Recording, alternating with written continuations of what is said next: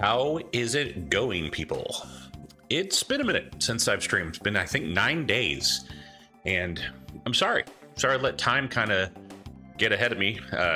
Kind of pun intended given the game we're playing. I'm Josh, Voices of the Dungeon, continuing my journey into Chrono Trigger from the first time. And, of course, welcome you all to take part in it and also help discuss involvements of inspiration from this game that tie into the content I normally put out, Fabula Ultima, which is a TTRPG. It is a TTRPG that is by far my favorite. Doesn't even come close to it. Nothing comes close to it. So that being said, I welcome you back to my channel. I'm trying to get back into the groove of things. I've had a little bit of some setbacks with just work has been really demanding of my time, and I wouldn't even say on a physical nature. It's been in my head a lot more than it should, and it has distracted me from enjoying things like this and putting out some video content. But I'm trying to hone back in and start getting back into the flow of things. So I appreciate you guys' time and presence and understanding a little bit of my absence, but sometimes you just got to do a mental reset, and I'm hoping to go forward doing that. That being said, from the last session I played, I had just really gotten into the open world with the Wings of Time. I'd had some pretty substantial boss fights, and now I feel kind of lost because the world is my oyster as far as going around this entire existence of Chrono Trigger's lands. And on top of that, I'm used to doing like Final Fantasy where there's like one world you go to, but the fact in this one there's multiple eras that trigger different events is quite a task for me mentally. So I'm trying to provide some sort of play style that is fun for you to watch, but also not a continual slog that if I was thinking about this, if I was playing this JRPG when I was 8 or 9 or maybe a little older, as many people probably were the first time they played this game, I would have had a blast traveling to every little land and nook and cranny. But also from my point of view of you guys watching, that may not be the most fun. So I'm going to try to just play it as I will play, and happy to hear feedback if you're enjoying it or not. Because I did do a little bit of play off camera, and I was just trying to level and grind a bit to get some skills and hit point pools, because I felt like no matter where I was going, I was getting my ass handed to me. So that being said, I went to the future, I think 2300 AD, and I found this little dome area that has a bunch of robots, and I didn't realize I was going to get stuck in it. So I have been just grinding the place, finding the opportunity to start streaming. So not much has happened since my last stream, but now I'm up probably in a few levels, and I just accidentally found out that Robo in this area was part of a group of all these other robots, and he had met one named, I think it was Atramos or Atropos, I can't remember, and revealed their name. Robo's real name is Prometheus. They had a one-on-one fight, and Robo was the victor, and that's where I'm at. I know there's a mother brain around here, and I'm trying to get to it, and I've gotten to that point, I think is near the boss fight, but just wanted to make sure we were kind of caught up to date on this. So without further ado, enough of my ranting. We're gonna do some playing, maybe do just a little bit of grinding here.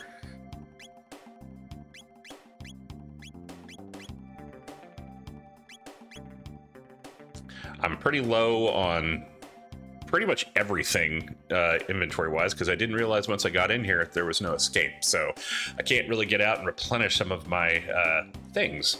At least I think that's the case.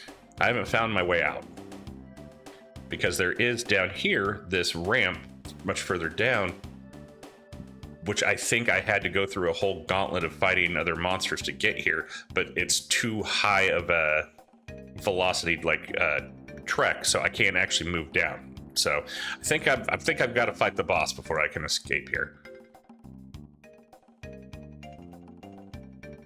Yeah, I've already gotten all this.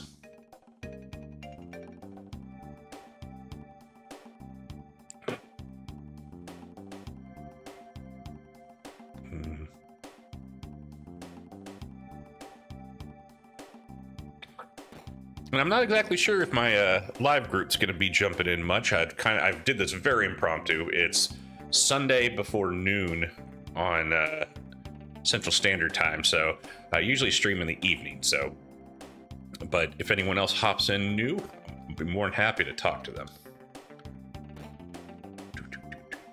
That's right, we already did this. Let's see where I'm at. You know what? Let's just, I know I'm pretty close to the boss, so let's just try to give that fight a go and see if I can move forward out of this.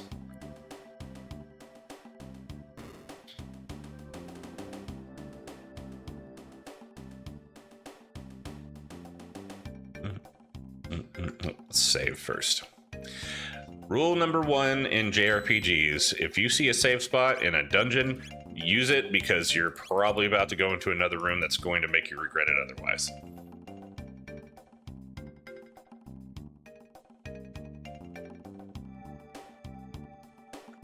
Yeah, I got these little guys, put them on here, and this opened up, and I was like, okay, this is probably the boss. Oh, there we go.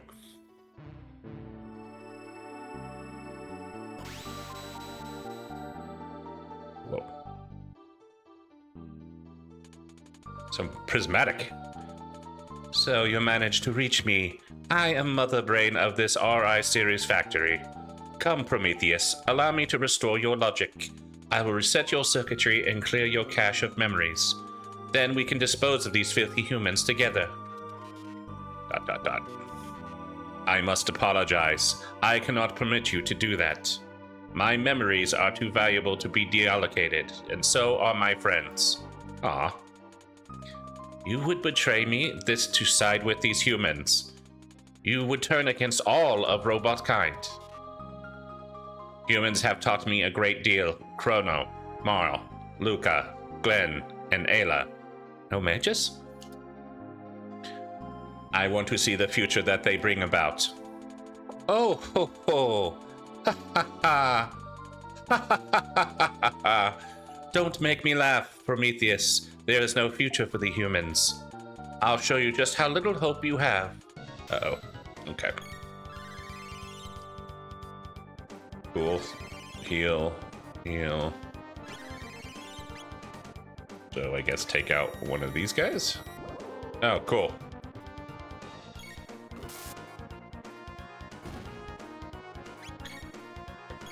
Okay, what am I doing here?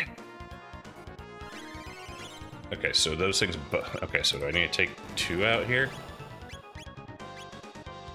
Okay, what is going on here? Alright, so let's take out 1 more. Jeez, that heals for way too much.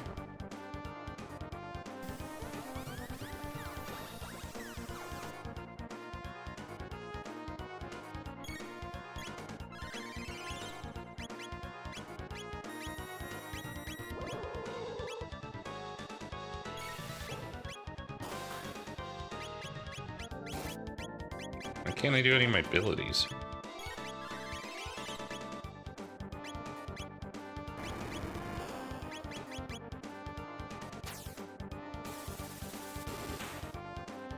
I don't want to hit all foes. Well, crap. Running wild without its displays. I have a feeling that's bad. Yeah. Oh, okay.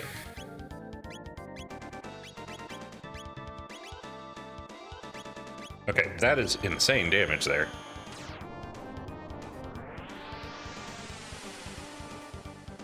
I picked up Luminaire, which, okay, I thought it was going to do a little more damage than that.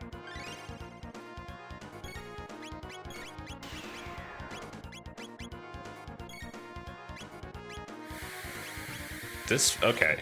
So, obviously, I do not want all of the displays to go down, or she just goes apeshit and murders me.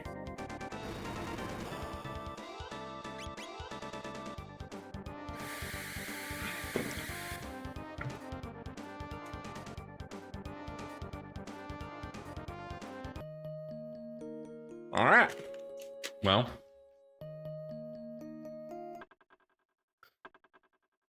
That happened.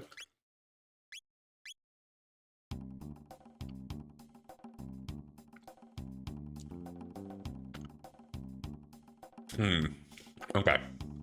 So do not destroy all those panels, I guess.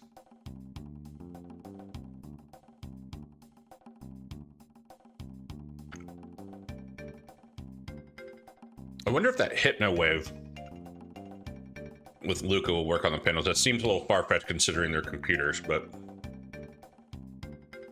let's give it a go.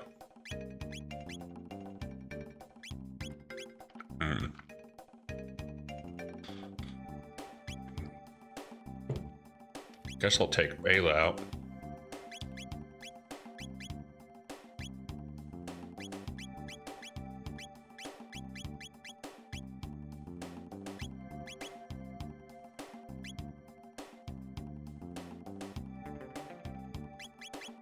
Okay.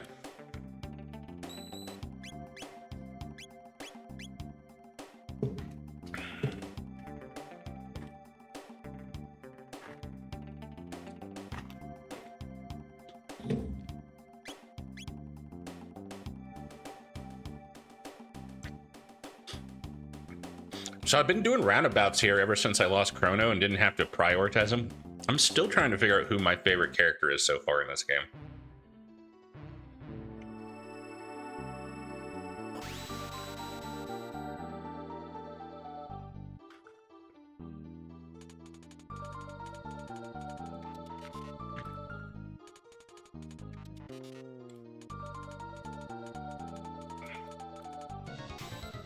Oh, cool. I start with Luca not having health.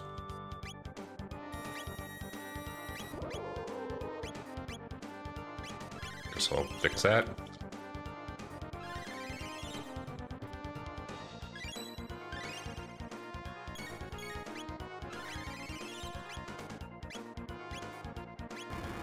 Hypno wave. Let's try this.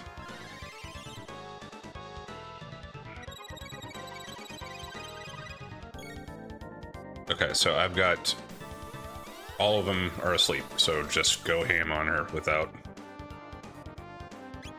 guessing. Man, she still does a lot of quick attacks, but we'll see.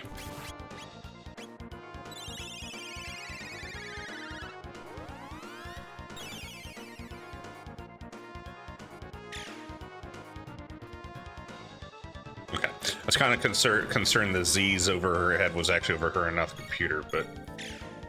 Oh, no. That confusion I do not like.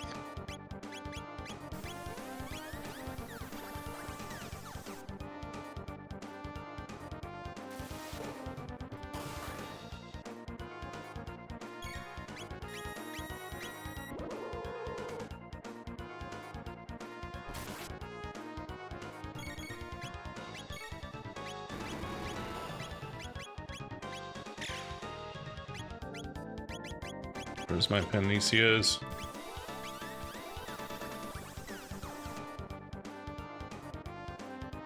Okay, keeping them at bay seems to make her a lot less effective damage-wise, which I'm glad that Hypno Wave worked. Oh, how's it going, Kira? Just got in and you're battling Genova Pride Edition. Yeah, as I was explaining earlier, so I haven't streamed in like 9 days, but I also... I was like, you know, I'm sick of getting my ass handed to me by all these bosses and not really knowing, so I decided to grind. And so I went up to this area and started grinding around. I was like, oh, cool, good EXP. And then I didn't realize I got locked in here. So I've been seriously just grinding this place for like 2 days of non-stream time. And now that I know I'm stuck, I'm just trying to get out of here.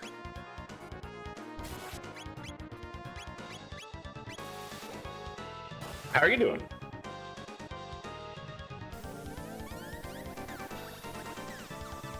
I wasn't exactly sure the amount of people would be coming in and given the time of day.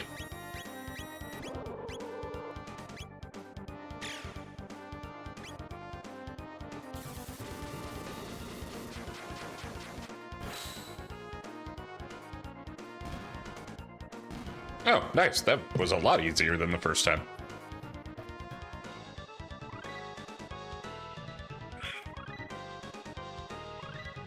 Wow. I learned a lot of stuff from Luca.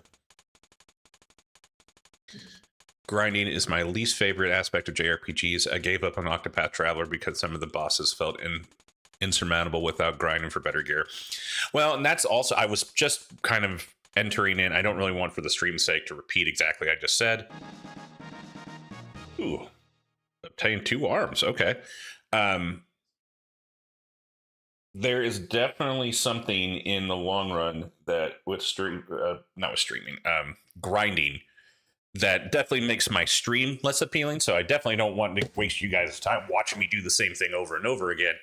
But also, once I hit the open world here, I started to realize when I was a kid, if this would have happened to me, I would have loved to explore every nook and cranny and find my shortcomings. But from a stream point of view, I don't know if I want to bore you guys with that. So I kind of just did a little bit of grinding to try to stay ahead of things. Who knows if that'll keep up, but Karenok also says, Lord knows I won't touch a mainline Pokemon game because I don't want to spend hours making sure my team is even.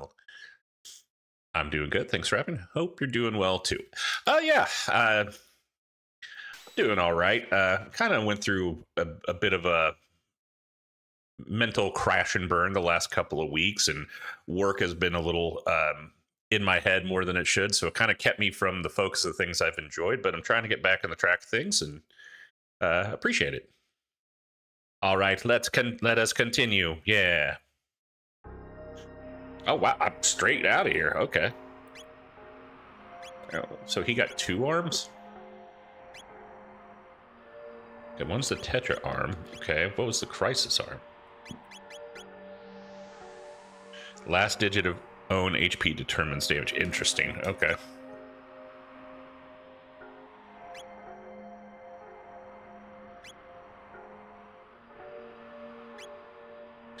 Well, first things first, I need to buy stuff. Sorry to hear that. Hey, no, I appreciate it. Like, I mean, I kind of just trying to find the groove of things. Doing video recordings is something I enjoy, but it is a lot of work off time. So I kind of lose my weekends when I do that and then jump right into work. So, I kind of just had to find a way to reposition that a bit and get my footing again. But I appreciate it. Where would I buy stuff here? I don't even know if I want to be here. I'll go to the present. I can't remember where all the tents and stuff are.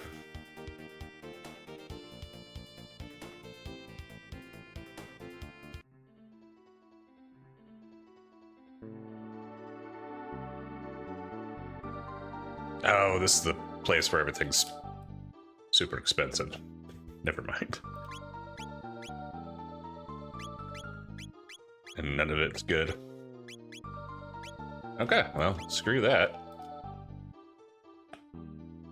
What's next on the agenda of FU videos, or is that a Patreon exclusive? No, I've actually thought about doing Patreon, but I at this moment, I don't feel like I do anything that really earns that, in my opinion. I mean, the videos are nice, but it's information that people really could just read if they wanted to. So I've gone up and down on that. But as far as videos, I'm definitely going to be going over combat that won the most recent poll.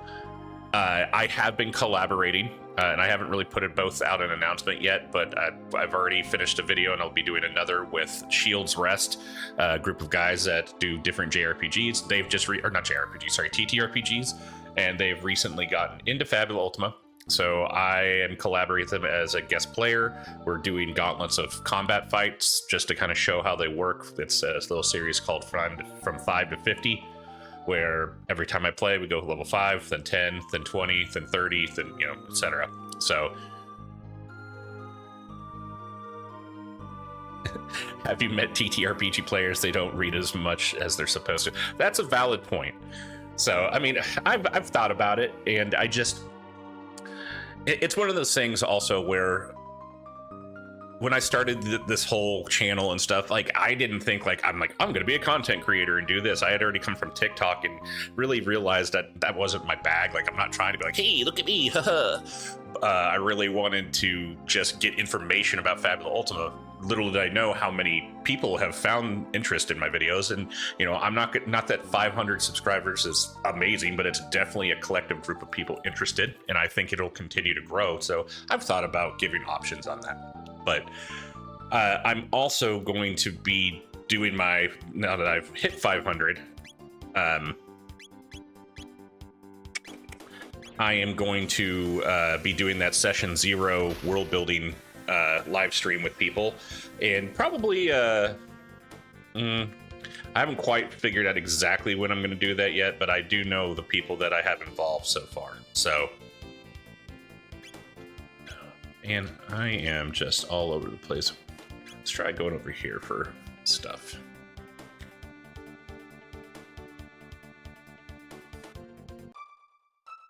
Bum, bum, bum, bum, bum. Bum, bum, bum, bum, bum, bum. Ah, shelters. Yeah.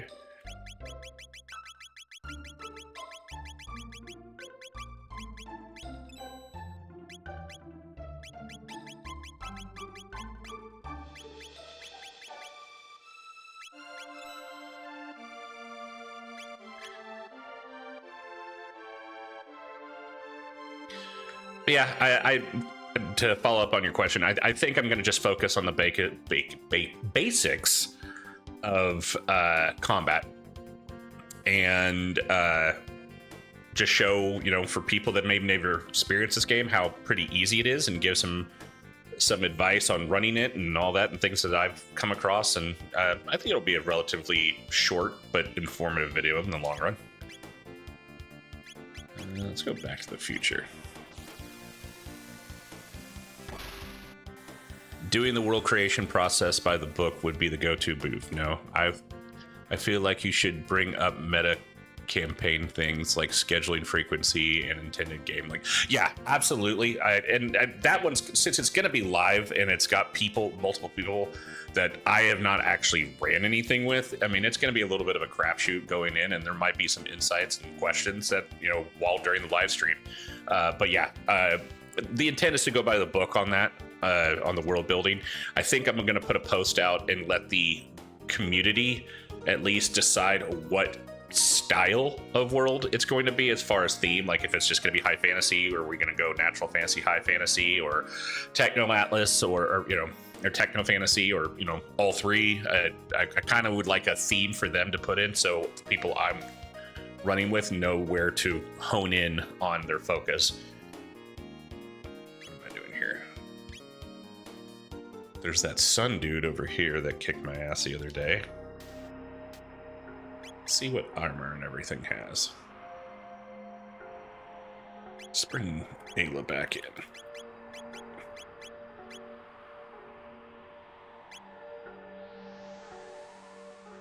Even if they're not totally applicable for your video in particular. Yeah.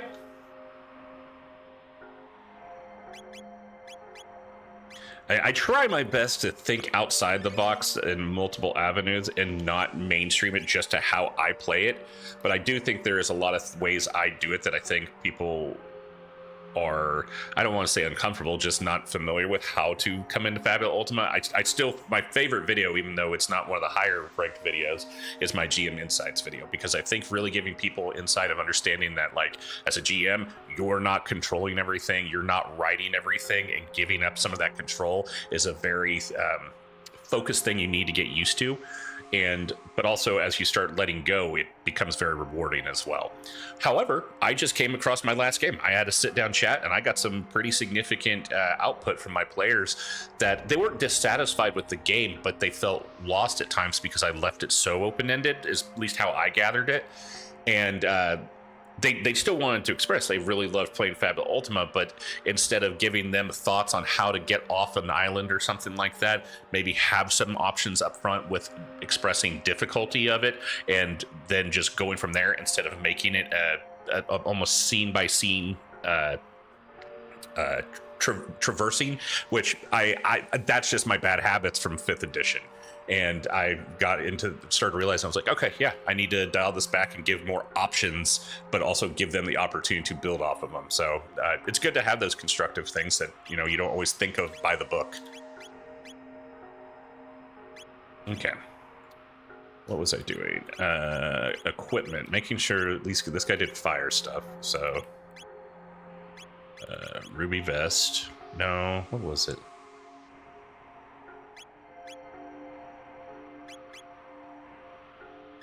I guess when I had ruby armor, that's what it is.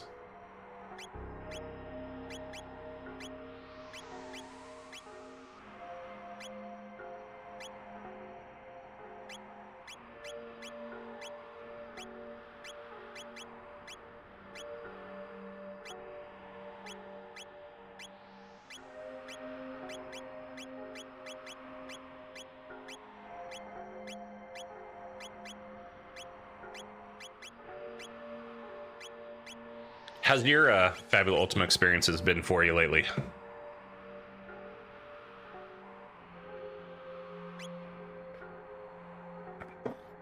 Kara's saying, yeah, open enders can be harder to work with than some gently guiding railroading.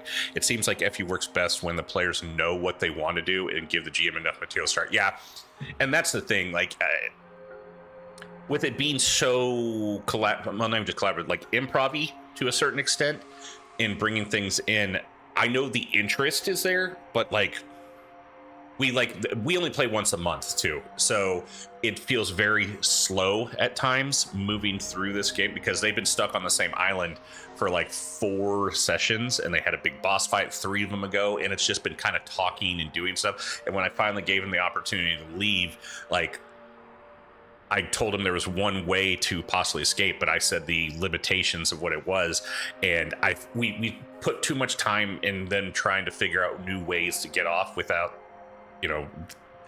me just giving them avenues. And like I said, that was my mistakes, and I learned from them. That's what you do in this game. So I'm making it where, since my time play with them is so much shorter and I don't get to play with them, I'm going to give those avenues and options of, okay, you can leave by this or you can do by this, but this is going to be more of a challenge, this will be less of a challenge but take longer, et cetera, et cetera. I guess that's true for most TTRPGs, but it's just what I've observed now that I'm in 4 different campaigns. 4 campaigns, man, that is something. Hey, Solandra. That is a lot of gaming. But hey, you know what? I don't know what everyone's age is. I know in my mid-20s, I mean, I've spent nothing but time gaming on consoles and playing Magic the Gathering. I have the time to do it. I have the time to do it. I don't have the collective group time to do it. I've had some wildly contrasting experiences since the last time I joined the stream. My main campaign is going steady, and my GM is trying out bestiary NPCs against us, which has been interesting. Yeah, I have yet to do that, really. I'm going to do that soon. But that's another thing I had to express to my group. If we were going to start focusing more on that, my weapon master, who had the breach ability, I had to consider telling them, hey, you might want to consider the variant they're suggesting, because in the bestiary, the monsters don't have equipment. My secondary campaign had 2 players leave and 2 new join, so adjusting the new group dynamics. My tertiary campaign, I think it's supposed to be 3rd, maybe a campaign now has 7 players, which almost got me to lead, but I stuck through it. Man, 7 players, it's a Fabula Ultima game? That's insane. If it's Fabula Ultima you're talking about, that is insane that you have that many players. Like, it's hard for me to find even 4 that want to play. Not because the game isn't, they're so embedded in their game they like. Which unfortunately for many has just, as I've said before, been Final Fantasy, D&D. Every day goes by, I become less appealed to that game. I still run my Curse of Strahd through Strahd Reloaded through, what's his name? Oh, goodness gracious. I'm just gonna go to his Discord, look real quick, and look because I know what it is. Dragna Carta. That's it. He has had awesome story or streamline of that campaign in his contributions.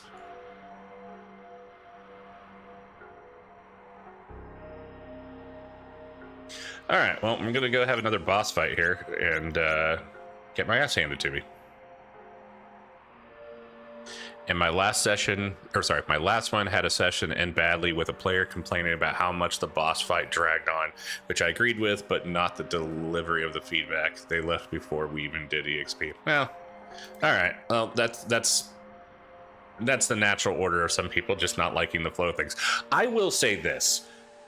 I think there are certain avenues in Fabula Ultima that they say this is how go this route and this will help your combats work, because it says in most combats it should be 3 to 4 rounds.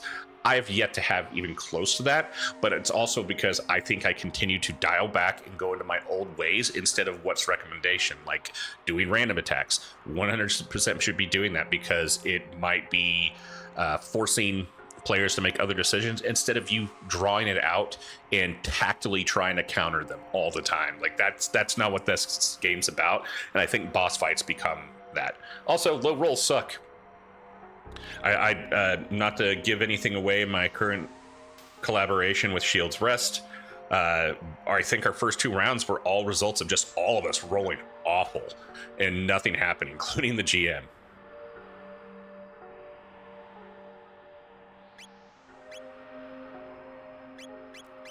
All right, time to die.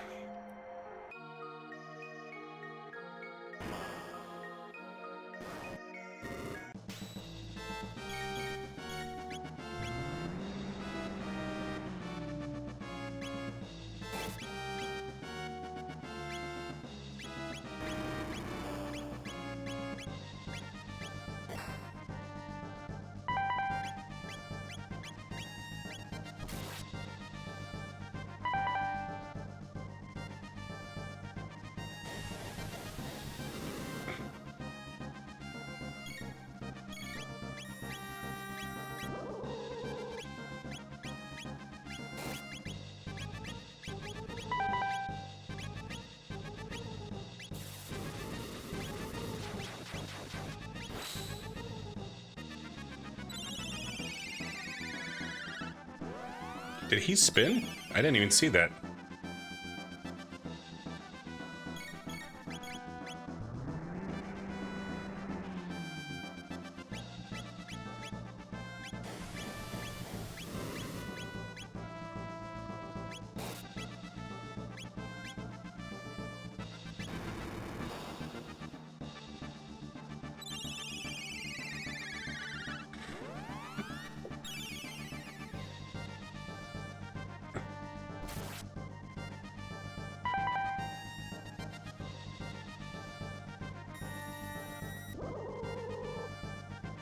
Ouch.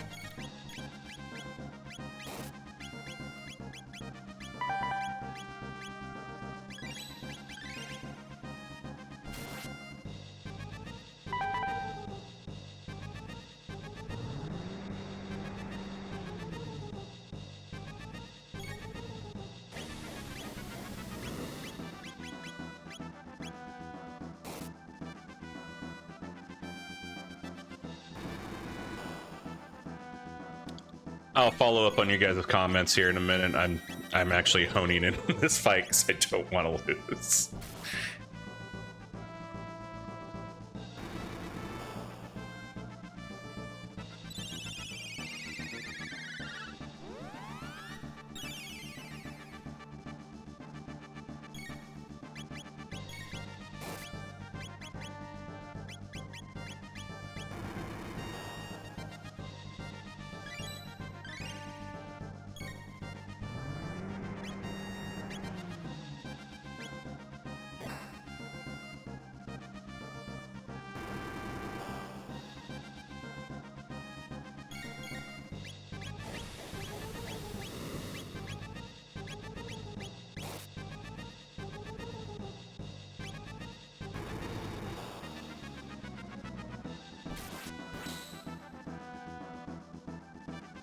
Goodness gracious.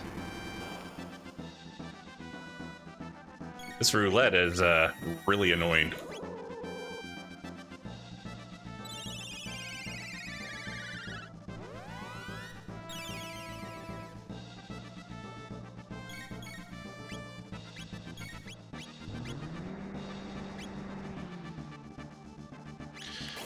Hey, Desiree. Yeah, I decided to. I've had a lot of time committed from my weekends to not allow me to do that. So, I just took an opportunity to do so. Glad to have you on. Hopefully, I can just defeat this boss and not wipe. I feel Robo's about to die. No, okay.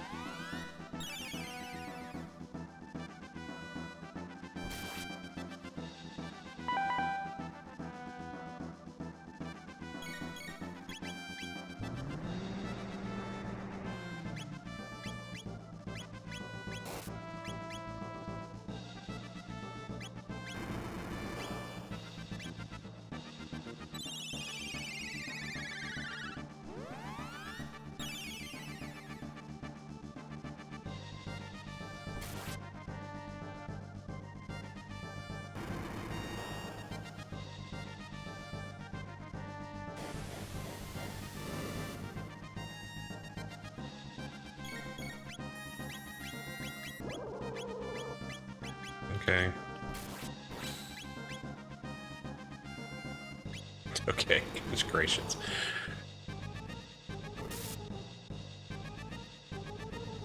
Alright, every single one has not been right.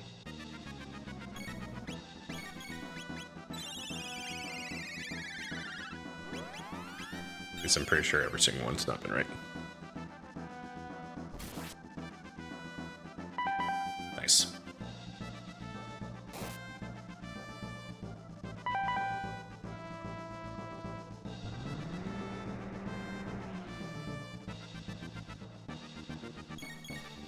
Son of the Sun is losing this light. Okay, cool, cool, cool. I don't know if this is a good thing afterwards. Okay, cool. Yay! Screw you, Son of the Sun.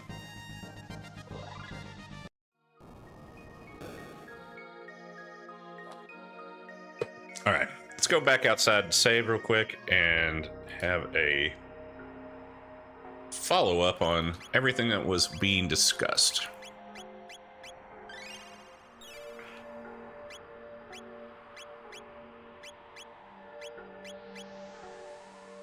I will say this, and before I jump into following up on all this,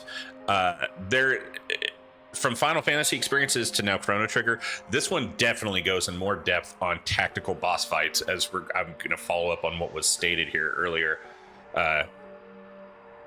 which is a very big thing in developing your monsters in Fabula Ultima. All right, going back up here. Wow, you guys have been chit-chatty. Solandra said, or it's at Solandra from Karanok, I got lots of free time even after IRL commitments, and I got very lucky with finding a spot in 3 campaigns that haven't fizzled out. That is insane, how many groups you've got. Solandra responds with 7 is a lot of players, but hey, as long as everyone's on board with it, more of the power to you. I just think it dragged down the gameplay too much for my taste. Yeah, I feel like it would steal a little bit of too much. I mean, not steal, but like, I don't think everyone would be able to represent themselves accordingly with so much going on. But also, you know, this is a game in the long run, and you want people to feel like they belong. If they feel like they belong, awesome.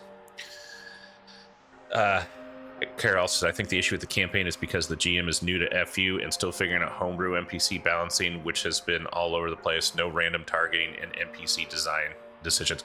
There you go. That is some of the stuff you need to... It's not super hard, because balancing is an art to no matter the game.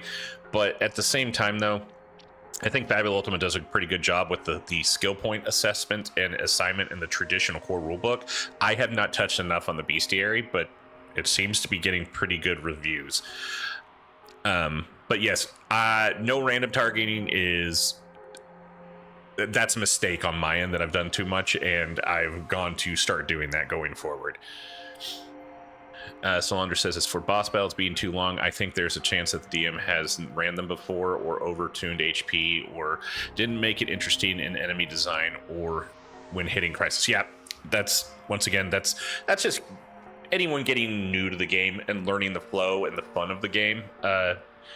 I think too many people get scared that the players become too powerful too early, and they want to make the bosses super stacked with HP, and I find that even in other TTRPGs. But in this sense, the fact that you can put so many vulnerabilities and stuff on your monsters to get different skill abilities, like, just, you don't have to fall into that kind of tropey, shelled, armored, hard to hit, beefy HP. Make them malicious, make them attack fast, make them problematic, but don't give them as much HP. Like, there's a lot of ways to go with it. Kara says, my main campaign had a boss fight that extends 5 to 7 rounds regularly, but when we enjoy it because the rounds 1 to 3 are spent figuring out the best tactics and setting up. Yeah, that's the best way to, I mean, that's all about it. And I will say this, in my play with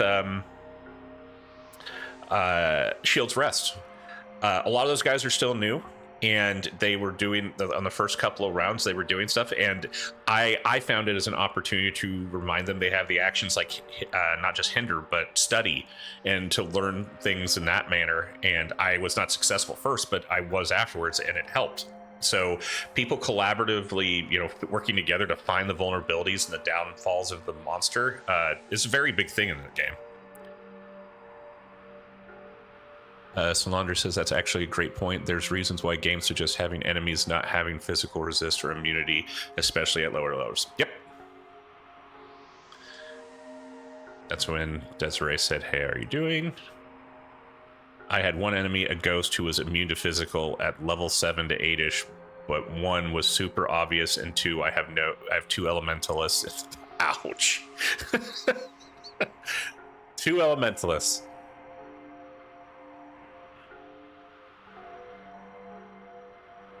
Solander said, yeah, I think the GM has not looked up the stuff. Yeah, it sounds like the GM is just, it's them finding their right pace. And hopefully you guys as a group, you're expressing yourselves in a supportive thing if you want this group to continue to go forward. I think if that's exactly what just happened in my group when talking about the pacing of my game and the options given.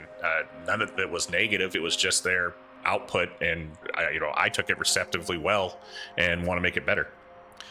Desert said, just came home from work, then realized, oh, it's Sunday. Yep, unfortunately I woke up and I was like, oh, it's Sunday. Hey, what's up, G-Helmet? 1 point on random targeting. If I remember right, the book says to do it unless there's a very good reason not to. Yeah. I mean, I think so far the only reason I've wanted to turn away at times is to give them extra decisions.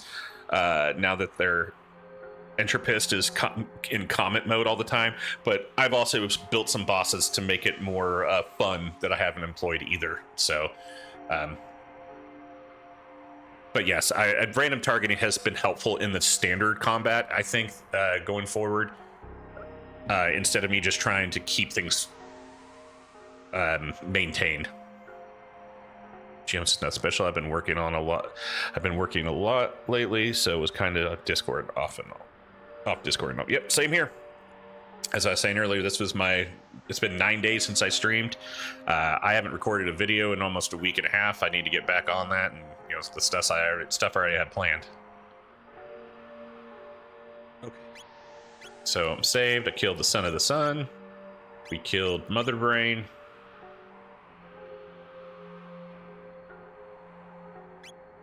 Seems like you continued your game higher level. Yeah, I went to whatever. I was just trying to grind because I got sick of streaming and getting my ass handed to me and not seeing any progress while we streamed. And then I got stuck in the area here in 2300 where the robot area where I found out Robo's name was Prometheus and the Mother Brain and all that. I got stuck in there, so I did not want to continue narratively without streaming, but I did not want to stream at the time, so I just leveled up.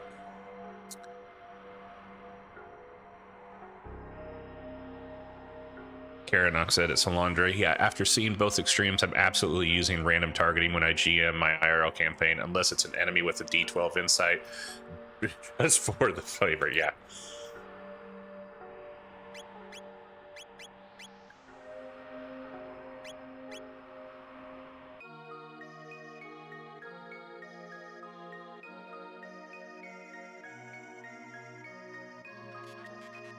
This is the Sunstone of Antiquity. It appears to have lost the light it once possessed.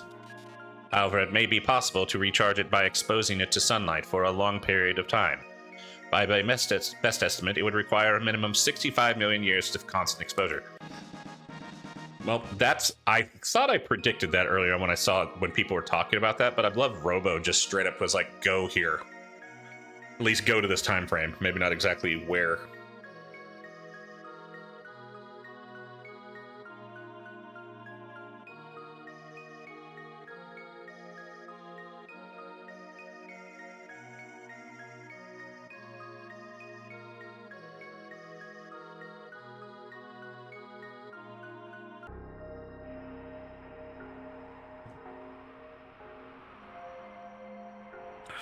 All right.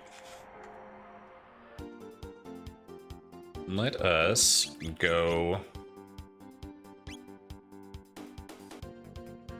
And actually, I've been talking a lot, and I'm trying not to slow down the progress of this game.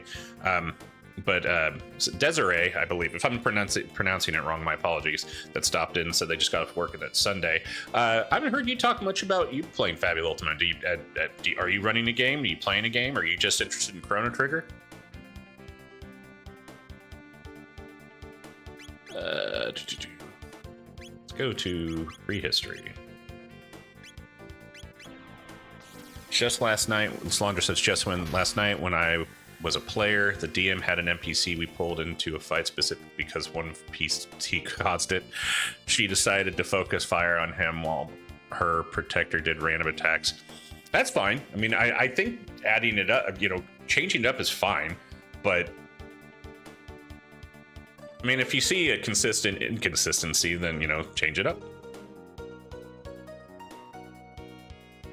Or if the consistency is everything's a slog and boring, then change it up.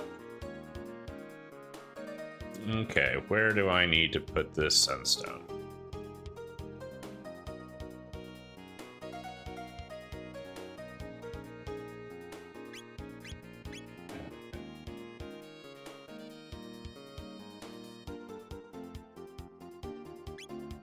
I think I've been to the top right. What's that up there?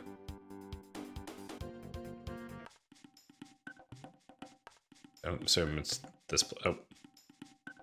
Nope, don't need that.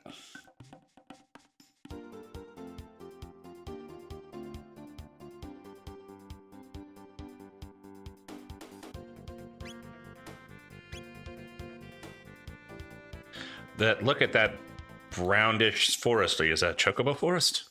No. Boo. Oh, Sunshine.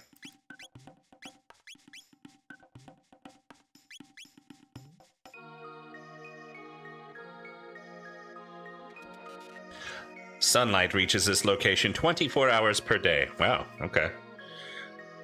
Yeah, place that moonstone. We should now return to my era in the epoch. Okay. Thank you, Robo. Very helpful.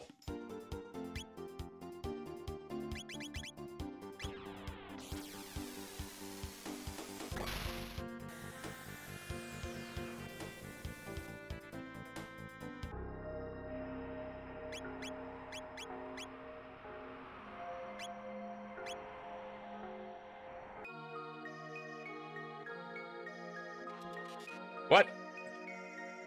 The moonstone is no longer here. But the evidence indicates it was not taken recently. We should look for it in an earlier era. I knew it was too easy. Knew it was too easy.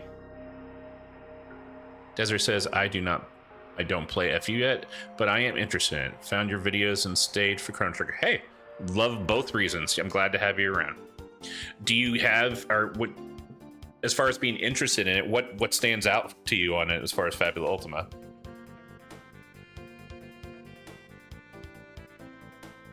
Is it just the JRPG aesthetic.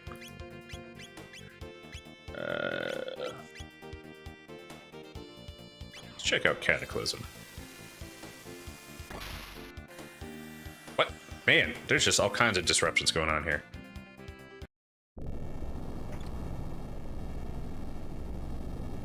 He's strong. Strong, strong, strong. Uh-oh.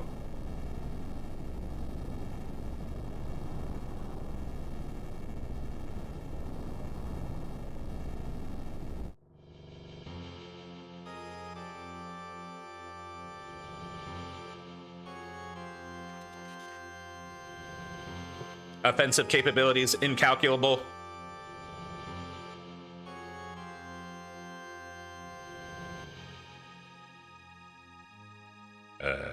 Fuck that, I'm not fighting it. Okay, so can't go to Cataclysm.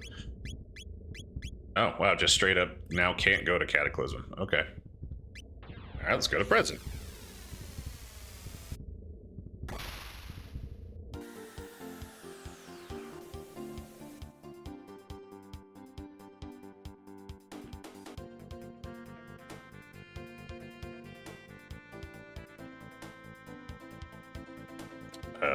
I'm guessing that shiny light is maybe something.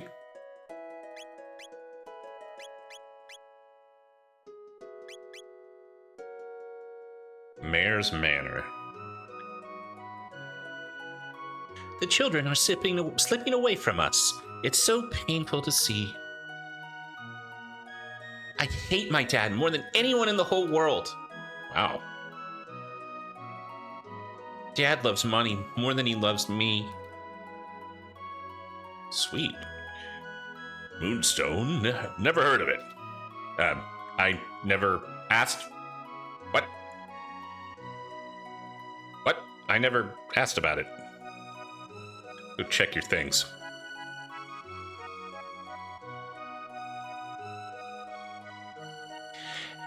Everyone says Daddy's greedy. That's not true, is it? Yeah. Oh, I didn't mean to. What did I just grab?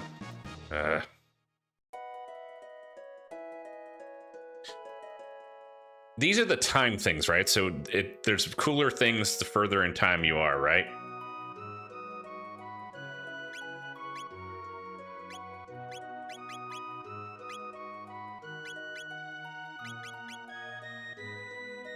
Oh, absorbs 50% of light damage. Nice.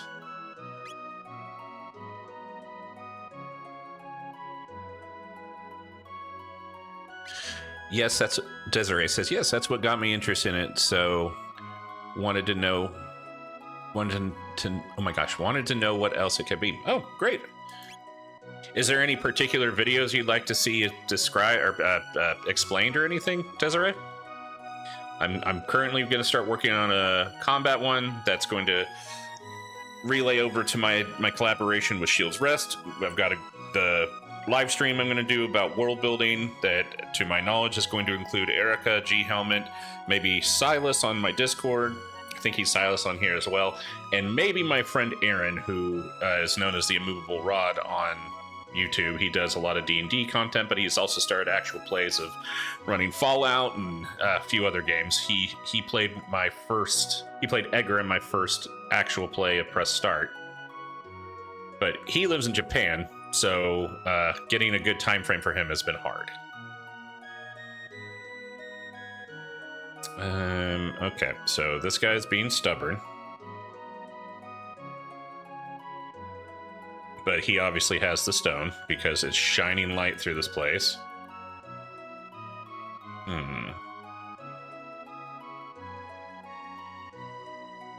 Well, I guess, is there any time frame before here I need to go? Because present to Middle Age just seems like...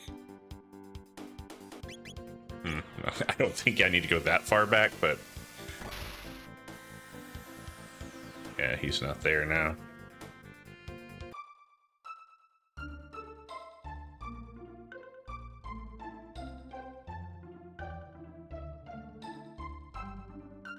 If only I had some spiced jerky, what a wondrous meal I could make. Okay. Boxes beside the bed have been handed down through the family for generations. I've not the slightest inkling with what's within. Find a way to open them, contents are yours. A place known as Magic Cave lies east from Denadoro Mountains. That place will send chills down a grown man's spine. Oh, that Tata, always stirring up trouble. How could a person be wroth at that innocent little face? I'm gonna be Tata's bride one day. Yeah. All right.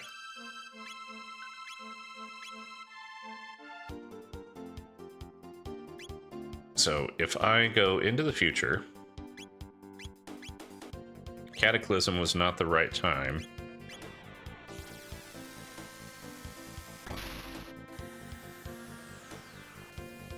Okay, so not that I'm trying to get spoilers, but I'm guessing by deduction, since I went into time so far in the future that the area I was in no longer exists. That is not the future time. That's not the most opportunist time. I need to probably try to go to Cataclysm here before things go to shit. Okay, I forgot I can't because of Lavos. So maybe I wait, because that's the thing. I don't know if I'm assuming if I try to fight Lavos now, that's not end of the game, if I was even successful.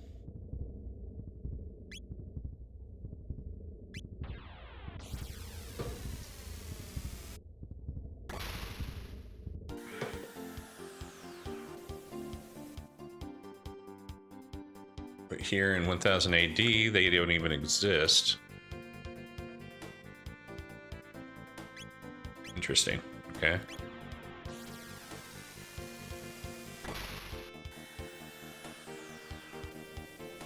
Oh, I was flying around elsewhere, that's why.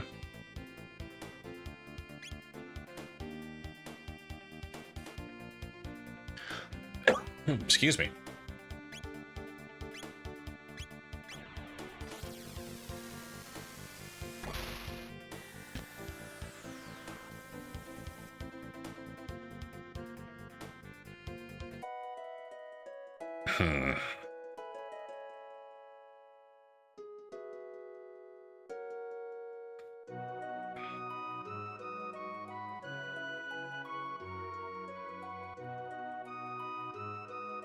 Some monsters can coexist with humans. Take that piano player, for instance.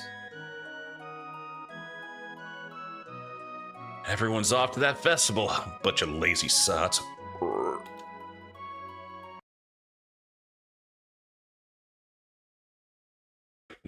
I'm the piano man. What do you want me to play? Play me something upbeat. Come on. Damn, he's got synth and bass and everything on his piano.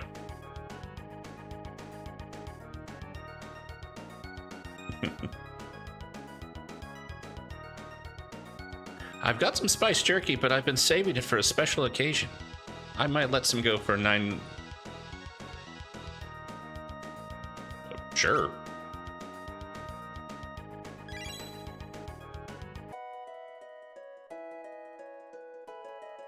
So now do I go back in time to give that person spiced jerky, and by default that means the guy will be happy, and I don't understand what's going on.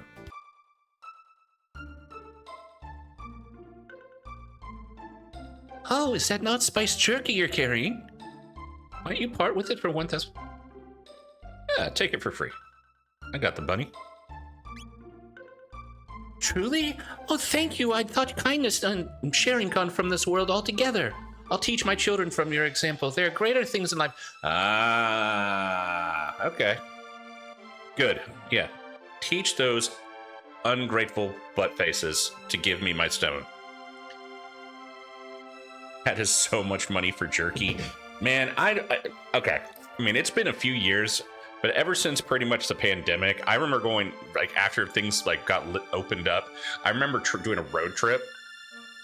And I mean, jerky's always been expensive to begin with, but like, you know, I'm thinking like a big old container of jerky used to be like $20, $30. I went on the road to this stop in the middle of New Mexico, And given its placement, I understand that's why the prices are high.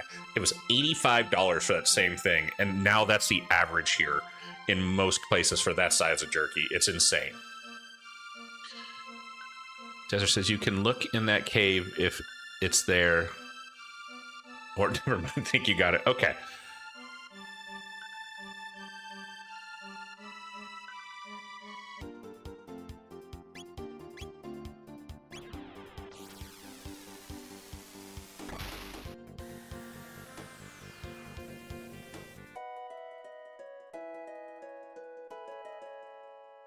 I'm saving like I'm just keep waiting to get ambushed.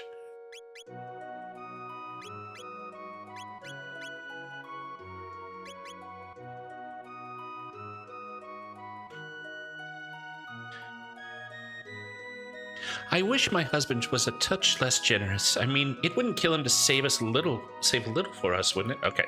Wow, we just went from one end to the other. My dad is my favorite person in the world. This is awful. You're interested in the Moonstone. A passing young traveler left it here. By all means, take it. It seems to be important to you folks. Okay. Did I get it? Help the needy, share and share alike. Thinking about making that town motto. I love my daddy. Let's go talk about the little kid that asking about being greedy.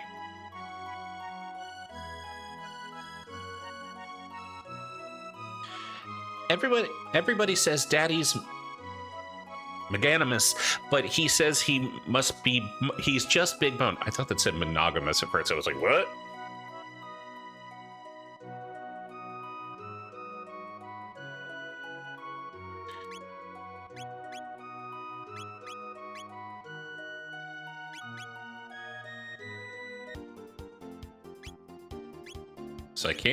So I can get this in the future. And Cataclysm might be an opportunity, but I'm guessing I have to fight lava, so I won't know. What do I do with the Sunstone now? I forgot. It's been so long since I played. I use that to build something, if I'm not mistaken.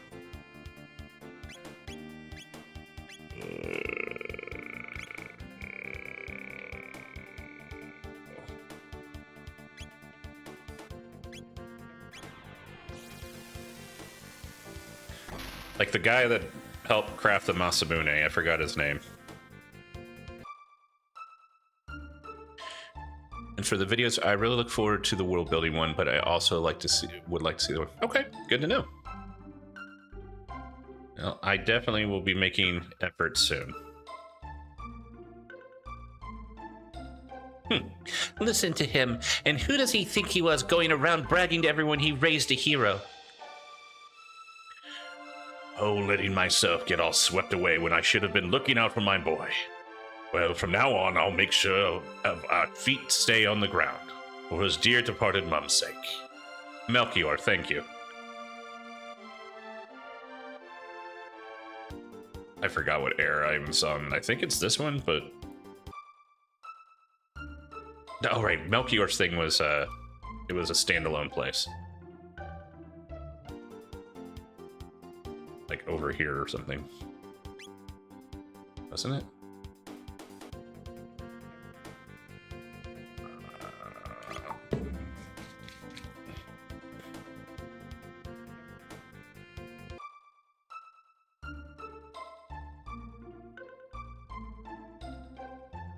That's when he had his own little independent location. That's the church.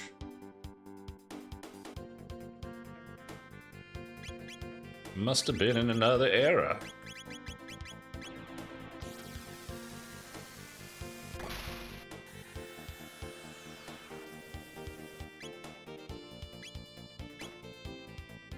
Don't think it was this era.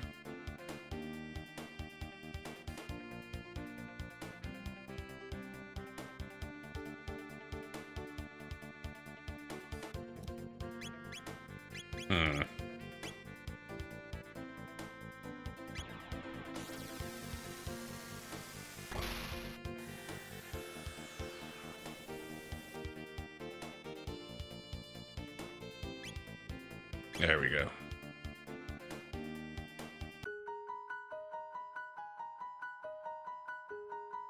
Man, I'm actually usually have a pretty good memory, but I'm surprised how much I've retained in the lack of playtime I've had.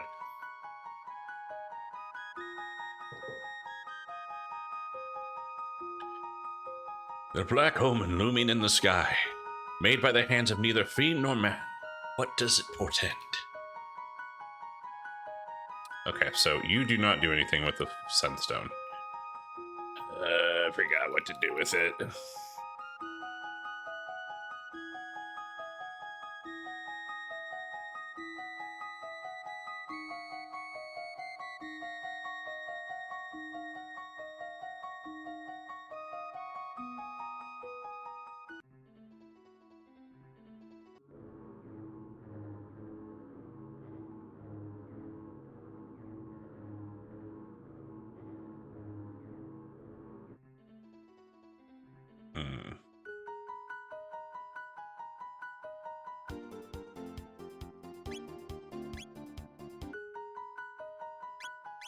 What happens if I try to, like, crash into one of these giant, like, things? Black Omen.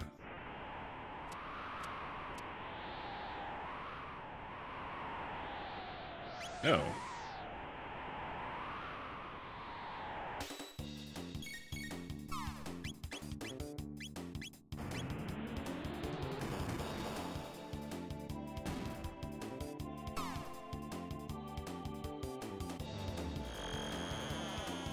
I really like this Luminaire spell.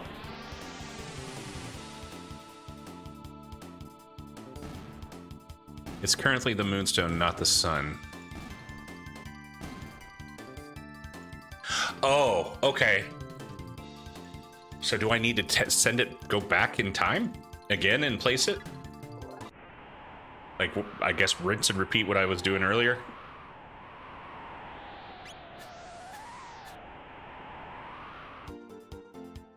I guess, yeah, it was missing before I went to the time frame. To the future.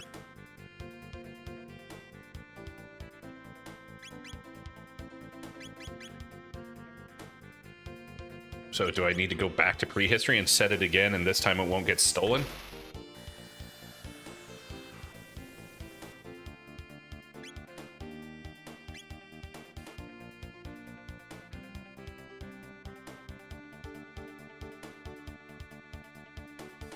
Since winter is finished, I will go out and walk my dog. I'll catch up later if you still play. Have a nice stream. All right, cool, man. It's good seeing you, Dave.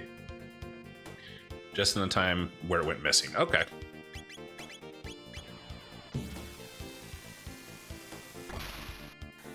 I'm assuming G-Helmet meant walk my dog, not my god. But, you know, everyone has their own attachments to their divinity.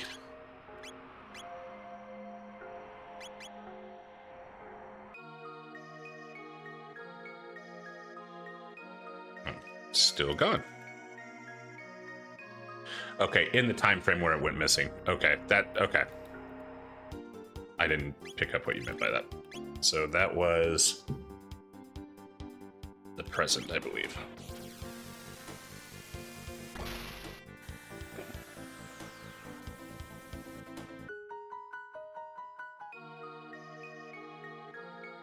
Nope, it would have been the last one.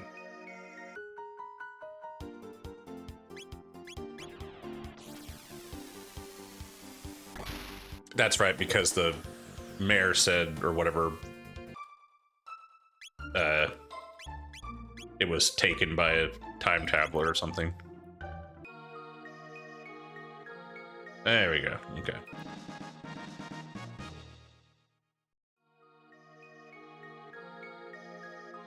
Okay.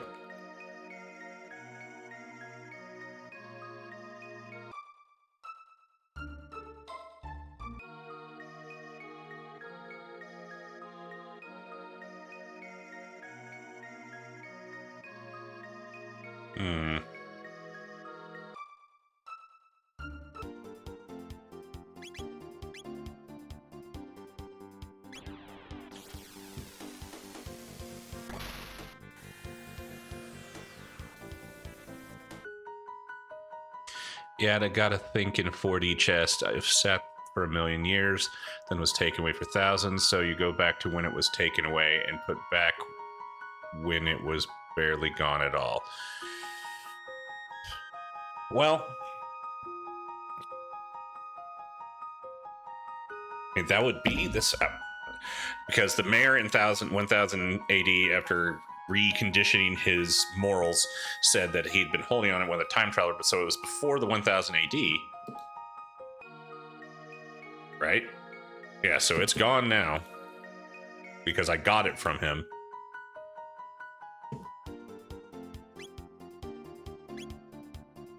But it's still there in the Middle Ages. Is there a time frame I haven't unlocked yet in between?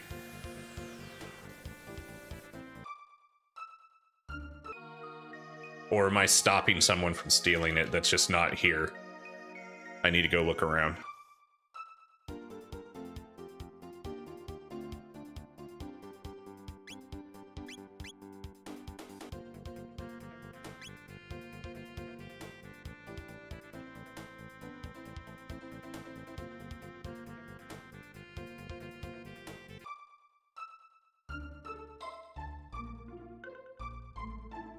No, this was where the spice jerky was.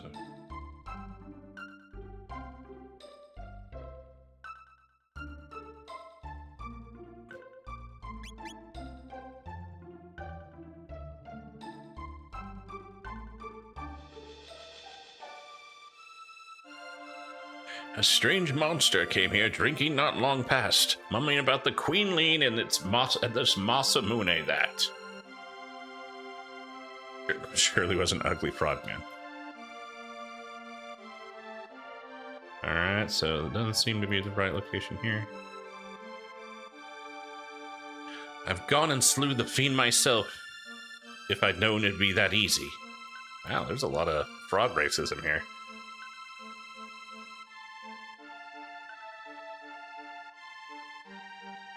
Wait, now I'm confused. It wouldn't let you put it back down in 1000 AD, and there's no more time frames to find. Yeah, okay. So that's what I was trying to figure out. And now I will remember this. Erica did say that this game is known for its glitches. I have yet to notice any, but that it did seem weird that I couldn't do that.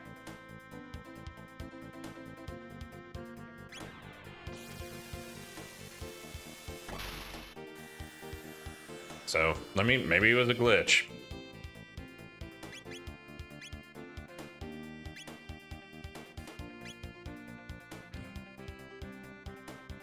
Or maybe there's one thing in between. And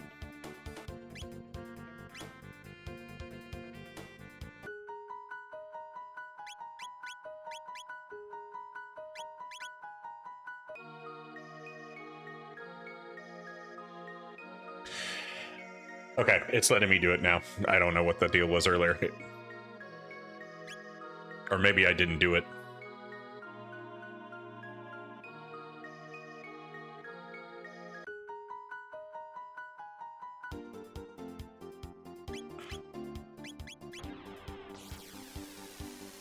My question is if in the time it's been taken out, was that enough to not disrupt its progression?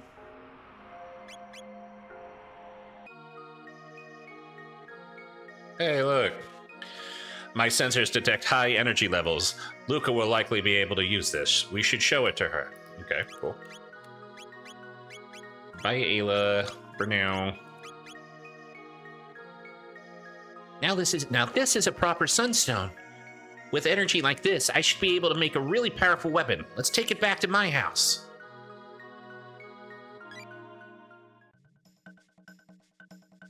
First, we'll extract the sunstone's energy and convert it into a more manageable form. Then, we'll just vacuum pack it onto a cartridge. Just that simple, guys.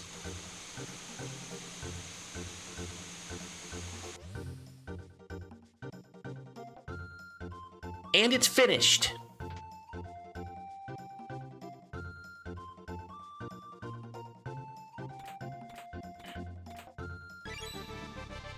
Obtained Wonder Shot.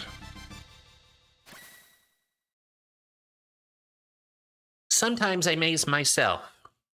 Kara says, gotta go now, but thanks for talking. Have a good week, everybody. Yeah, you too, Kara. Thanks for, Kara thanks for jumping in and being part of it. Take a look at this, Luca. I borrowed a bit of sunstone to create something nifty of my own. Untamed sunglasses. She's making a Ghostbuster gun? Hell yeah. An Ectopack?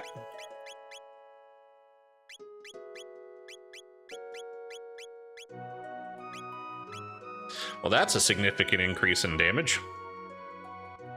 Attack 2 feet playtime determines damage. Wow, okay.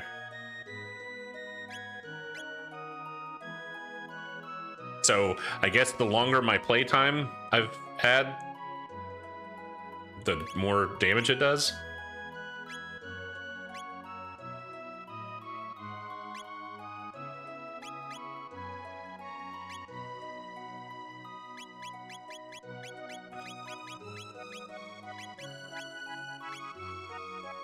Oh, and then boost damage. Okay. Does that include the gun?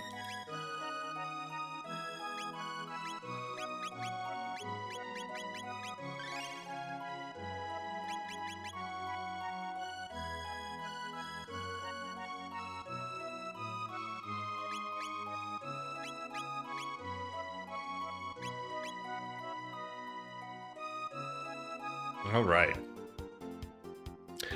I'm going to take a quick pause real quick to grab another drink. I'll be right back. Oh. Nice. Yeah, the longer it's been in the light, aka the longer you've been sitting there playing, the stronger it is. Okay, good to know. Thank you. I'm assuming it's got a cap at some point. Is there 9999 cap in this game?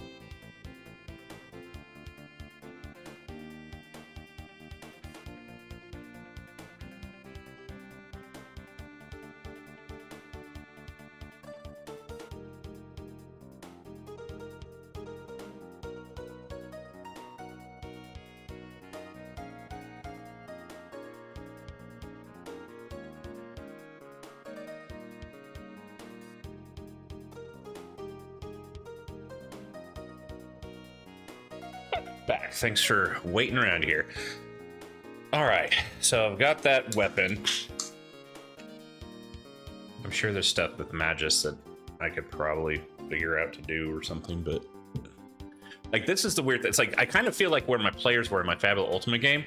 Once I kind of got open world, like I feel like I'm just piecing things together for the sake of piecing things together and not like part of the main plot, which is fine. But I also feel like I'm missing out on a lot just by not piecing them together. So, but I think I'm going to go ahead and try to go to one of those, whatever citadels that was around earlier. I'm already drawing a blank on what they were called.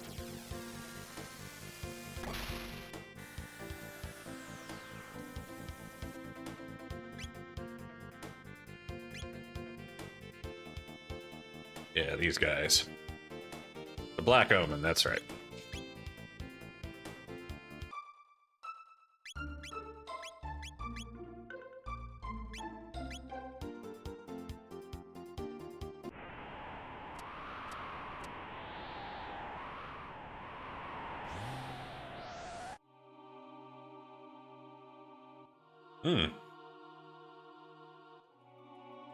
Fools, have you not learned your lesson?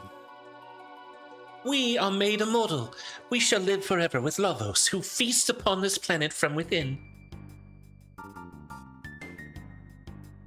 Now he rests and gathers strength, but in a mere 1400 years, he will emerge to rain destruction upon the earth and crown himself its king. The Black Omen is the path which leads to Lavos. It's the conduit through which our limitless powers flow. Why would you admit that? As long as this almighty Lavos reigns, your dreams are far on.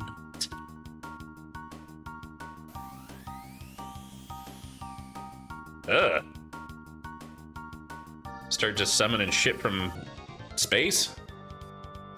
Sacrifice yourself to Lavos and fulfill the only purpose left to you.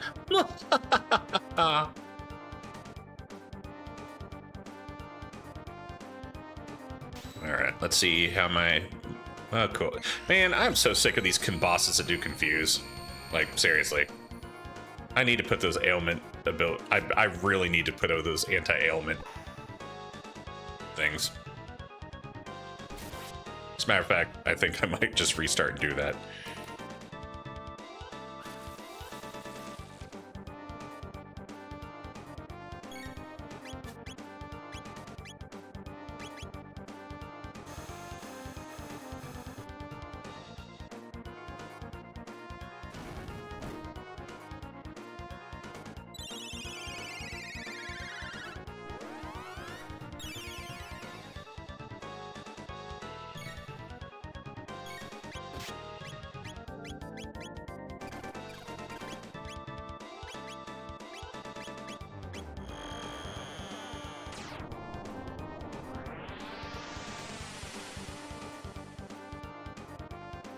Oh, whoa, there's two of them.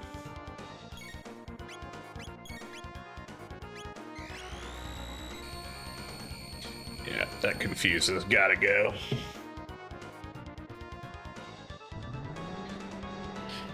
Alright, well, at least Luminaire does some damage to him.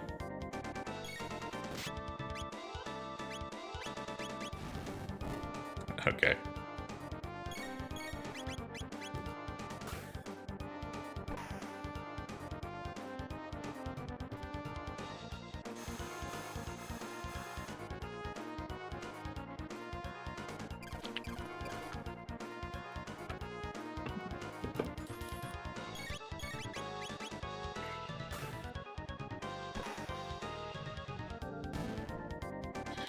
Alright, stay alive, just stay alive.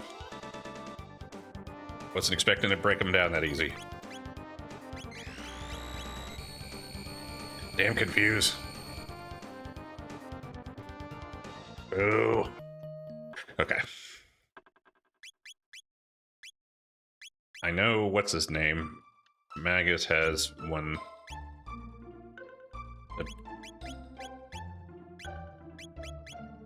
Accessory that makes it no additional. Sad. That's a great thing that they didn't add to FU. Confusion is a common thing that in most, if not all JRPGs, but it's just not a fun mechanic. Yeah, absolutely.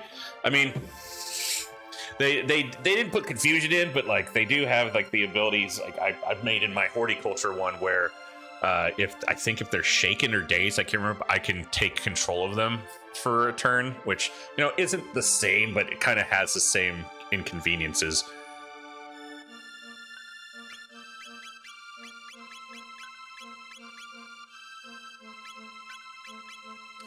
Who has that?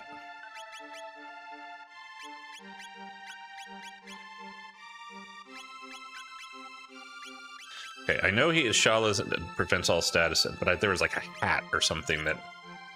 Yeah, okay, there it was, Vigilance hat.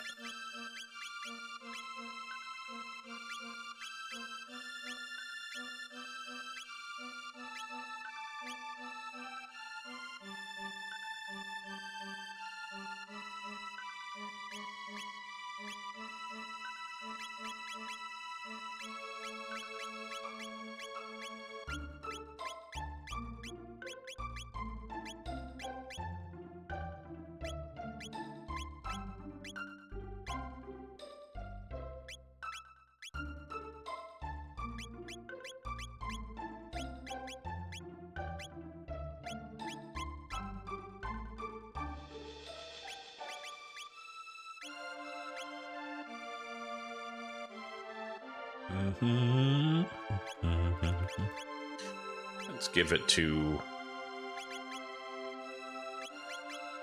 Chrono. Okay. That should make the fight a little more manageable.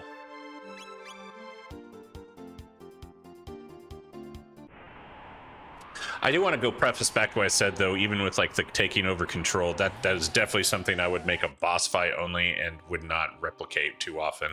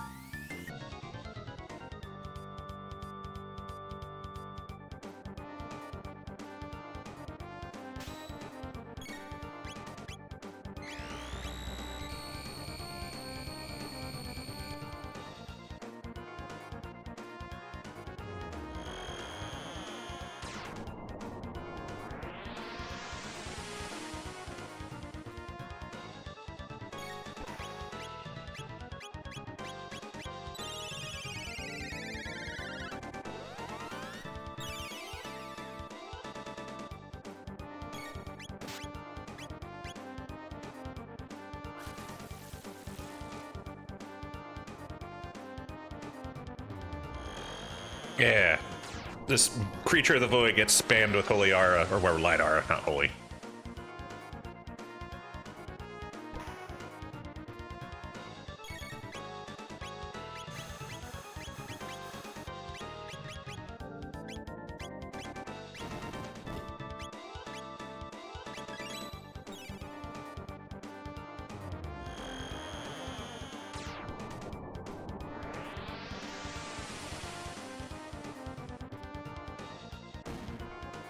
I am curious if ever down the road they will...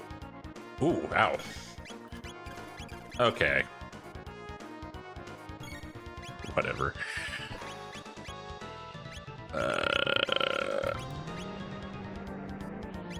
If they will ever put new conditions or status effects in Fabula Ultima, or if they'll just be happy with what it is.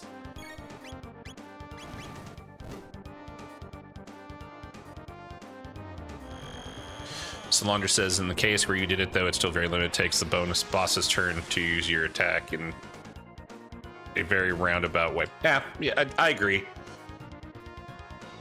And like I said, I wouldn't use it on a consistent basis either, where I feel like this game, it's nonstop.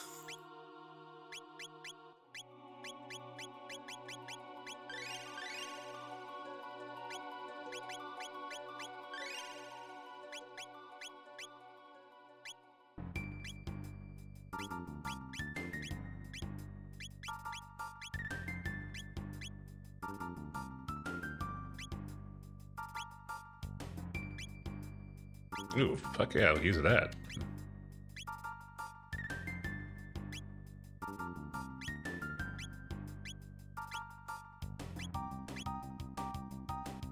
Just let Robo wear that. Not to mention, I think also in that they would, once they realized if they figure it out through study or whatever the lore master's abilities of my capabilities, okay, they would do what they could to prevent the taking over ability. Where I feel like in this game, it's just nonstop, like, confusion, confusion, confusion.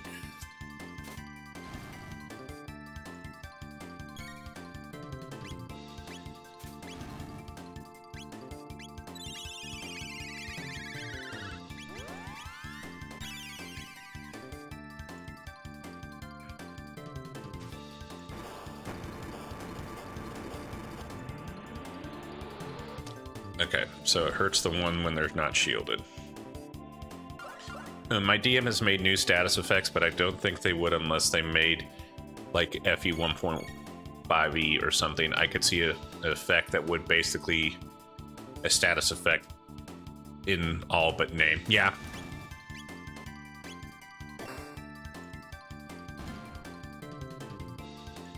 No, I don't think like that's the thing. Is once again, Fabula Ultima is designed to be simplistic. I think if you keep adding status effects, you keep adding like all this stuff, it's just going to convolute and make things more complex, and you don't have Fabula Ultima in its core value. And I don't think that's the intent of anyone.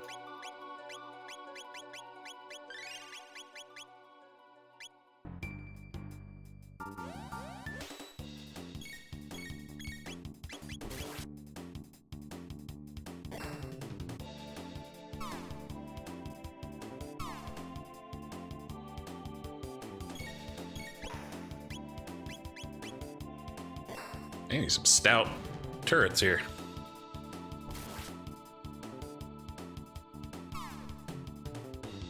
Okay. Okay.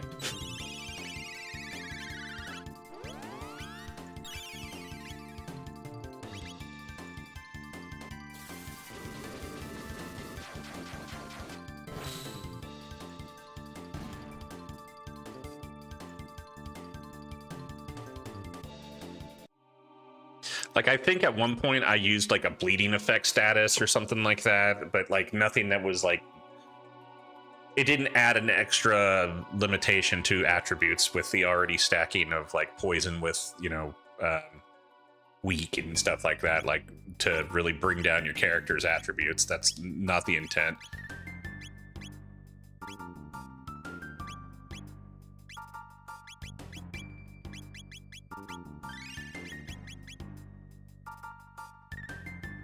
Exactly. It's not 4E D&D, Shadowrun, or Lance, or anything like that. Simplicity is the name. Absolutely. And I try to quote that as much as possible, but even in my own habits, I get the platforms are right there in front of us, but sometimes I try to get too cute with it, and I just need to stick with the process.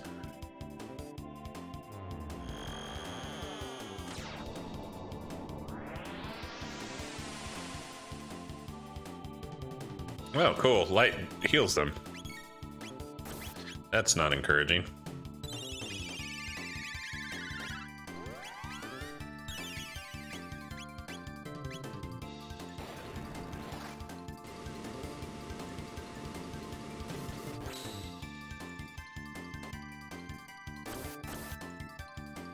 Leave my robo alone.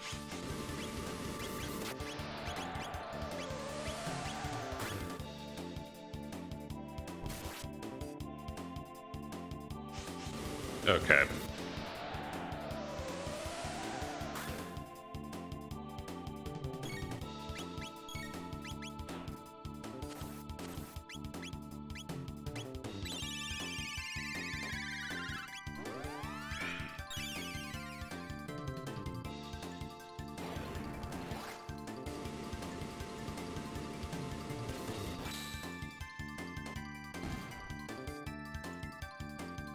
I mean, I just should say this. I'd say that not that there's a lot of difficulty in Fabula Ultima, but definitely I would say probably one of the easiest conceptual parts of it is combat, and you don't really have to get cute with anything. It's just when you start making big bosses with phases and multi-parts and stuff, but that should be the actions of a honed GM, but not just loosely doing it. But you got to start somewhere. You can't just not try eventually. So.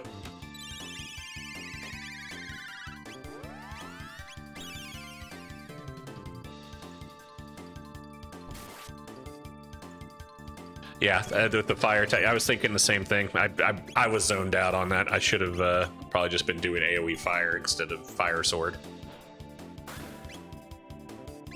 Just see how he does it with a megaton bomb.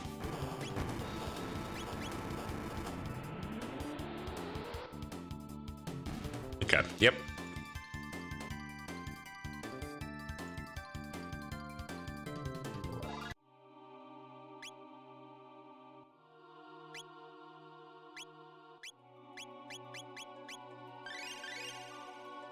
I forgot who was selling ethers. I need to do that too. Oh, cool. Save spot.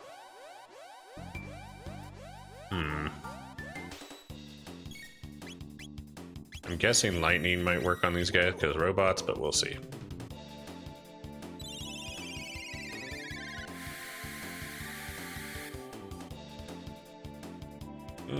So-so.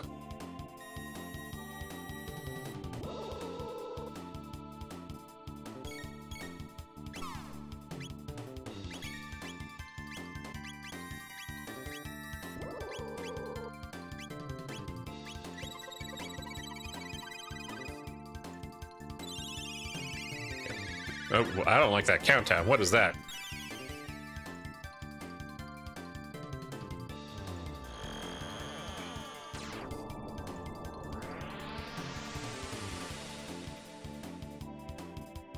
There we go. Yeah, but in general, it's fun to make NPCs and play around with making them work in groups. What works in groups, seeing what works, what doesn't. Bosses are fun for DMs and PCs, but take the most effort. Yeah, I agree, and I think that's the whole thing. Is like you make the bosses to like. I feel like that's kind of like when you homebrew stuff in D&D. You find yourself like either just abruptly trying to counter the long-term investments of your players, like min-maxing their characters when they do that, and that just drags things out. Where I feel in this game, you creatively create challenges and somewhat little mini puzzles in the fights, but also in most cases there is a gotcha or an aha, okay, we figured it out type of thing. That's the fun part, but it also it challenges. You want to challenge what your players' characters do, but also have little setups to, you know, if they're building synergies and stuff, maybe every now and then that's where they hit home with it and they feel accomplished in their actions.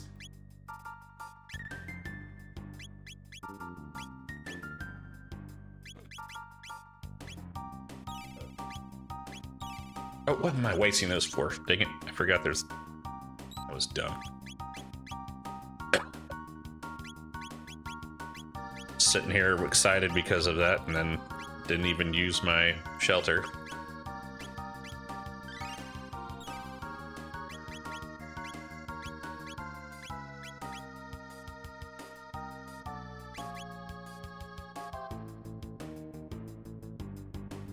A lot of gamers play TTRPGs like it's just straight combat simulator, but our group has always had more narrative focus, which honestly takes the most amount of brain power from everyone.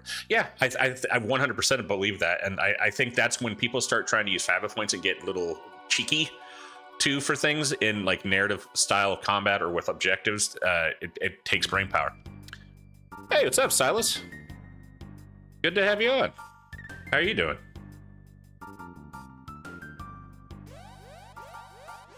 I don't remember if I saved. That doesn't look like it's gonna feel good. Oh, not as bad as I thought.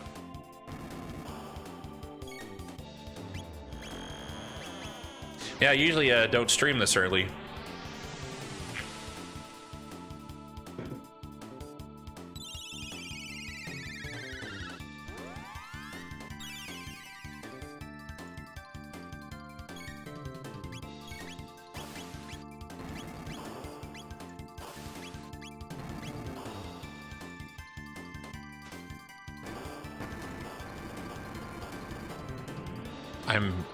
I am, it says very whelmed, I'm assuming overwhelmed. I've been designing a boss fight for my group today. That's hilarious. You just walked in a moment and we were talking about doing that, and the complexities, to a certain extent, the funness, like the enjoyment that can come, but you want to be able to promote your players' successes and what they're trying to create in synergy, but also give them a challenge too. And, you know, sometimes that takes a mental investment. But as long as you're enjoying the game, that's what matters. I mean, it's a mental investment whenever you're creating anything from scratch. It doesn't have to be bosses. It can be items. It can be, you know, cities, whatever the case.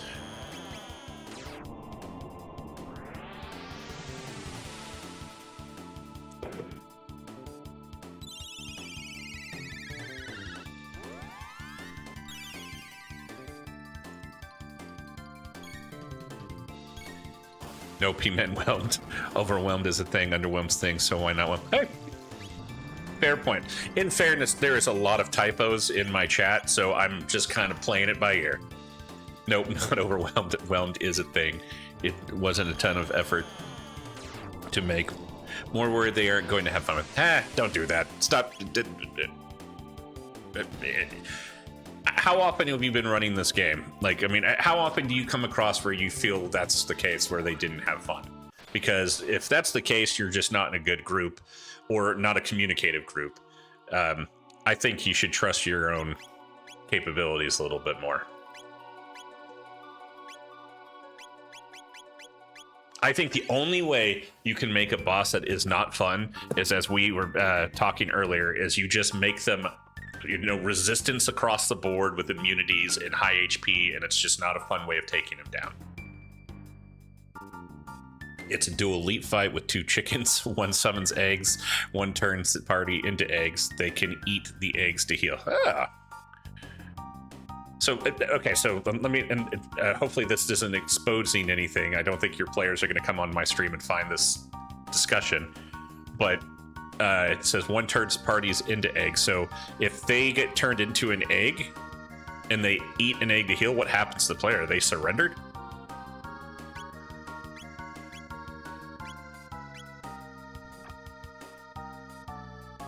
In fair, I have issues with my own self a lot. Been GMing for 20 plus. I mean, I do that all the time. Like, but that's why I've really enjoyed Fabula Ultima is I know my party's gonna have fun no matter what, even if it's not through my fruition of what I've created. But even when I sense if the boss fight isn't as fun as I thought it was going to be, there's plenty of narrative you can add into it that changes that perspective. They come back at crisis if defeated as an egg. Okay. Okay.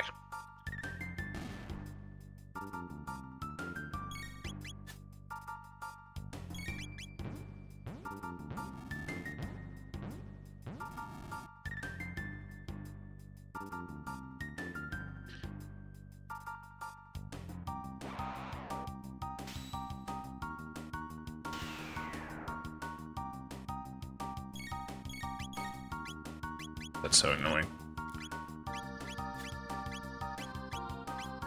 Sandra says he's right, and even then everyone has to understand it happens every now and then. You can't perfectly balance everyone every time. And then Silas says, but the one who ate them heals HP and MP. Gotcha.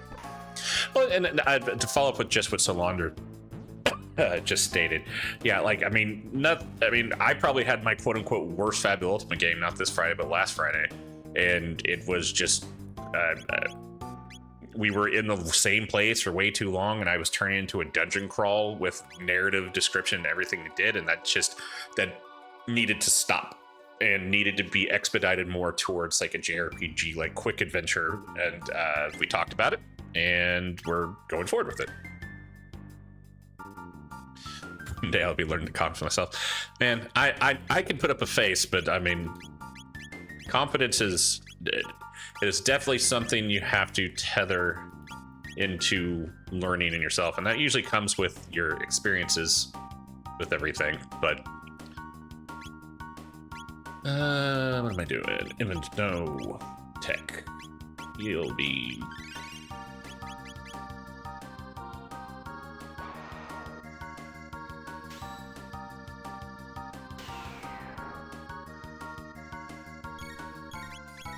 Yeah, could you imagine Fabula, like you just did a fight and then just immediately omni-lock every time and they just can't use items or inventory points or skills?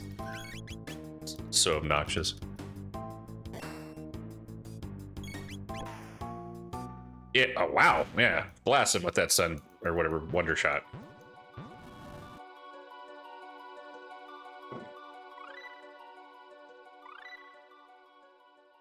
Damn, 100 tech points there.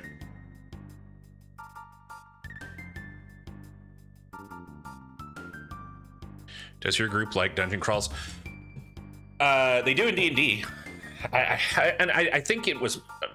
pause this real quick. It wasn't so much it was the crawl. I think I was leaving it... Excuse me, sorry. I was leaving it too open-ended for them to create stuff through their own narrative, and I don't think that was the approach they were wanting at that time. They were wanting more of just, you know, options and directive and decision to be made, which is perfectly fine.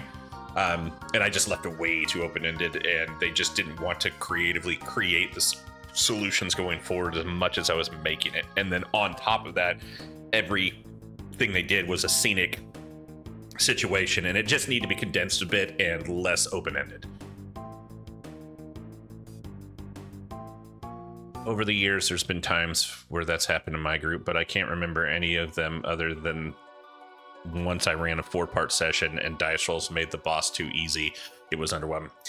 I mean, I started going off rails on my Curse of Strahd game the first time I ran it, and it had nothing to do with Curse of Strahd by the time. It was just in Barovia, and they had this big fight that I made, and I can't remember. I was just stupid, and I gave them the deck of many things, and one of them got to use a wish spell once, and they basically just used it against my boss to make it where they had oh my gosh, what it was, something against good and evil against it, where it was on disadvantages on everything, and I was just like, it just underwhelmed my fights, and they just murdered it so quick, and I was like, okay, I did that. That's on me.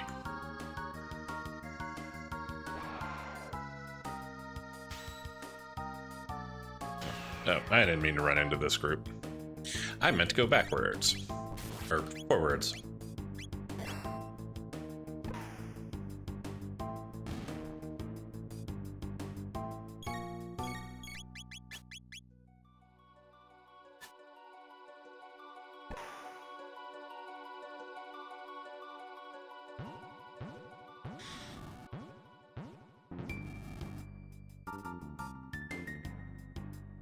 So I guess if you kill those vanishing guys, they give you TP.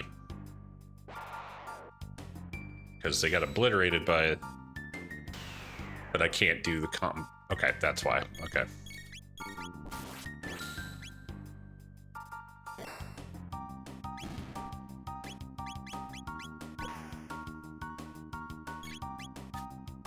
Boo. Oh, I got one.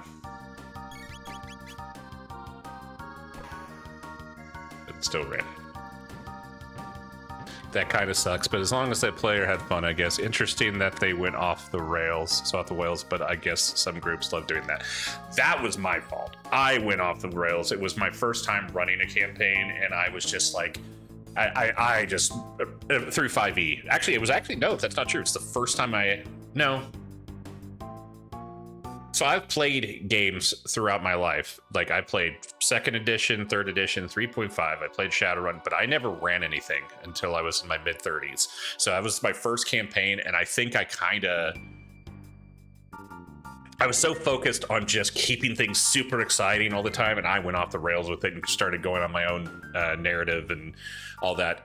The one I'm running now through Dragna-Carta, Strahd Reloaded, has been phenomenal, despite it being a slow level process, but people haven't been dissatisfied with it. They've really enjoyed it, and especially for a few people, it's been the first time they've played D&D. I mean, we're like 30 sessions in, and they're level 5, but that's at the pace of the game. In the 4 part I was just talking about, I did the laziest thing ever, and it was a queen alien, and so they got to redo the fight again against the king alien that redo the fight to make it a lot better.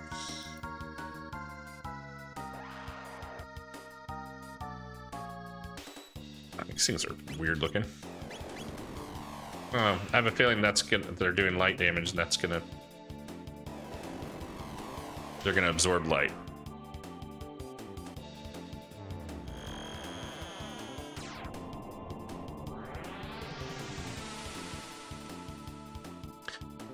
How did they get to redo the fight? Was it something you decided on out of the laziness, or?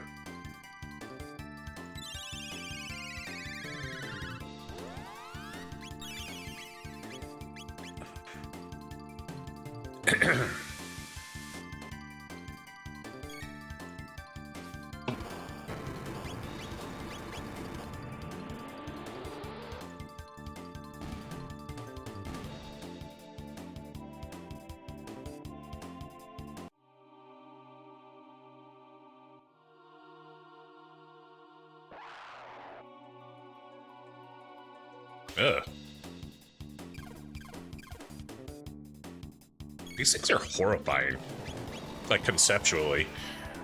They're not as scary because, you know, the cartoony 16-bit style to it, but at the same time, conceptually, these things are terrifying. They just took all that damage. Stop doing that.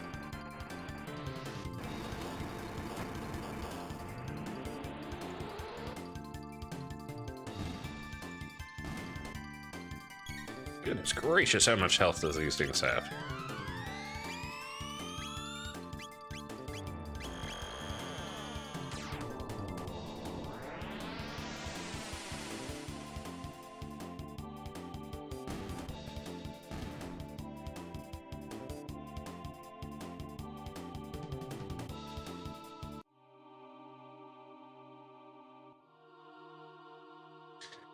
Let me guess, I don't get to save.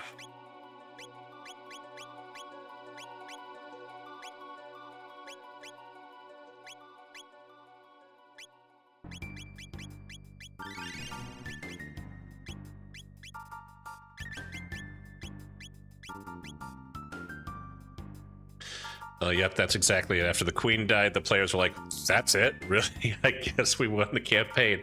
Then, like I said, it was an under... I get it now. Okay.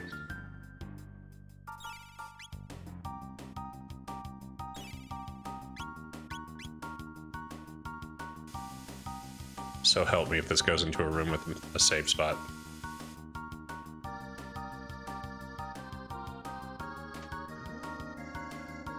Elevator fight scene? Oh, okay.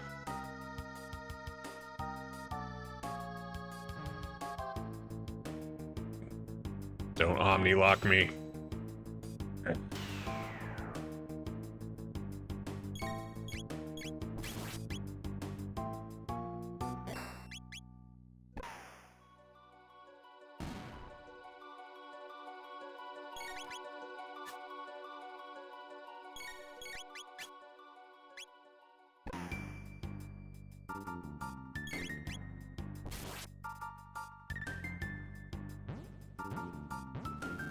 Am I in the Black Omen? Yes, I am.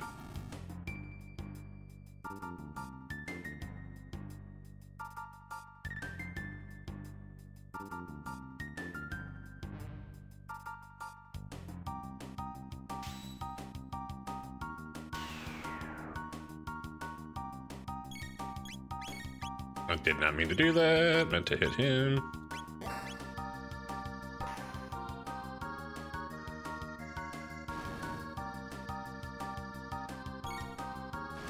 No. It said you did enter in the farthest future. No, I didn't.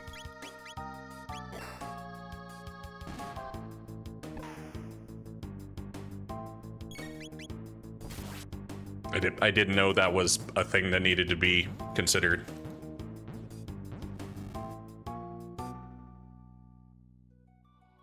Do I need to leave and do that? I don't think I've done anything sensational yet up in here other than just clearing areas.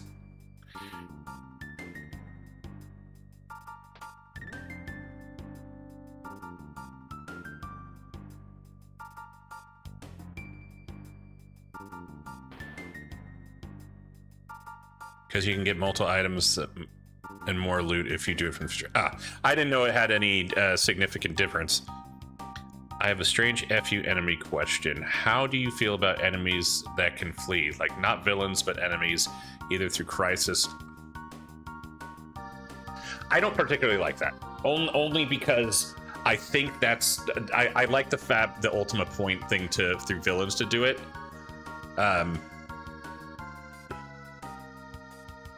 I guess it depends on the narrative of it. Like,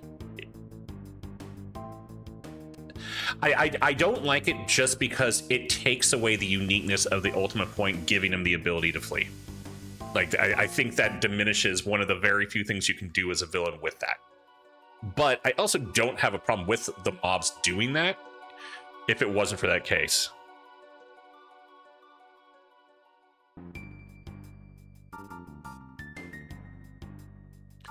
$40 time chest if you destroy the Black Omen in the past, then it doesn't exist in the future. If you do destroy the future, then it still exists. Ah, makes sense.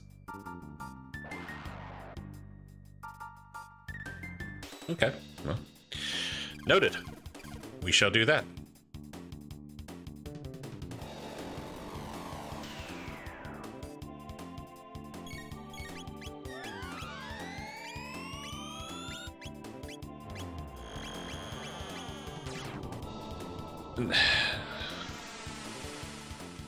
You and Toya? Hey, how are you doing? Yeah, and like G Helmet just said, like in echoing of what I was just saying, like, I don't conceptually hate it other than the fact it devalues the villain's ability. That's it.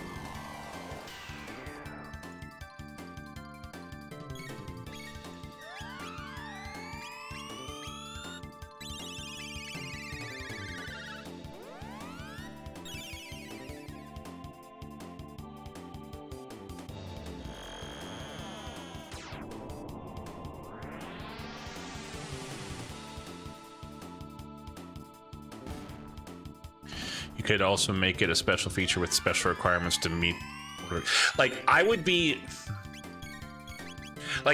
yeah, like a special feature. I would do something that's like, it depends on obviously the creature, whatever the heck you're doing and stuff. Like, maybe like a clock type of thing, countdown, that gives the players options to interrupt, or something that isn't just a direct flee ability that takes away the uniqueness of the ultimate point being spent.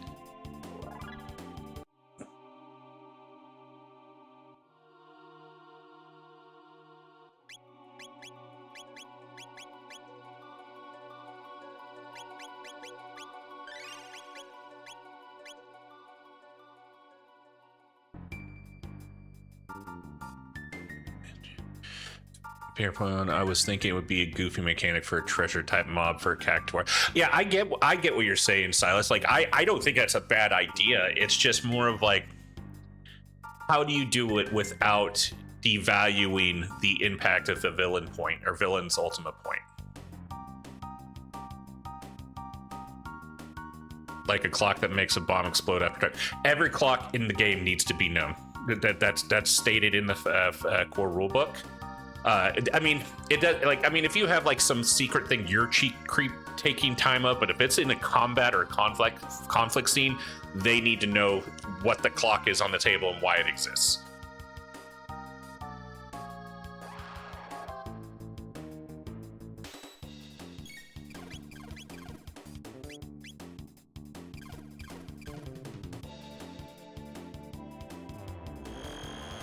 Very few clocks should be ambiguous, if not completely unknown.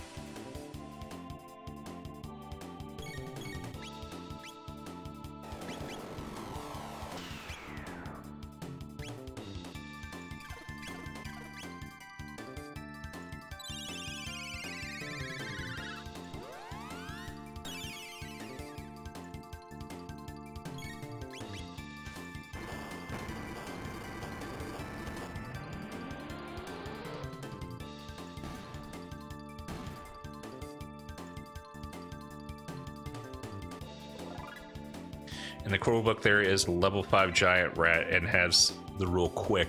When the giant rat fills or erases the clock related to escaping. Sorry, when the giant rat fills or erases sections of the clock related to escaping or pursuing, it may fill or erase. Yeah, stuff like that. That's 100%. I like I said, I don't have a problem with the villain, like especially if you're wanting to make it like, you know, these things might have a valuable material for your you know, your florist or your drawing a blank, one of my favorite classes, the food, the wow, it's not the chef, the gourmet.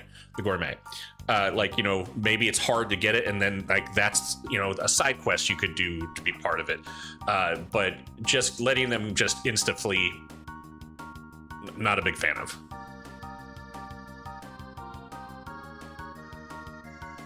To me, that suggests both enemies and PCs can flee from battle. Well,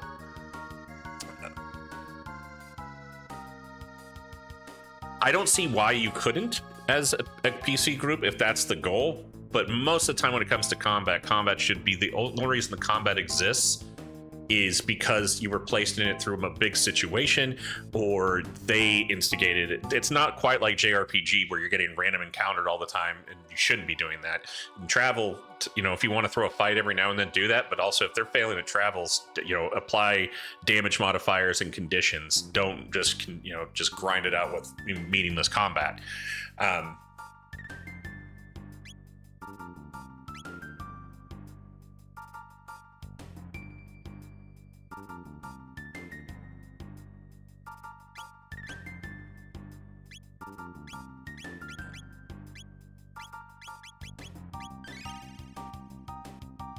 Clock is probably the best way to go about it. Clock answers a lot of things, man.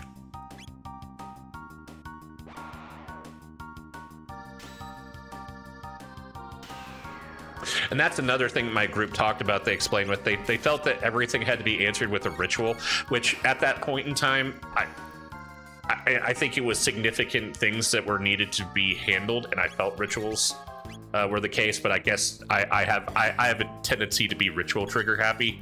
So I needed to assess that differently as well in the discussion I have with my group.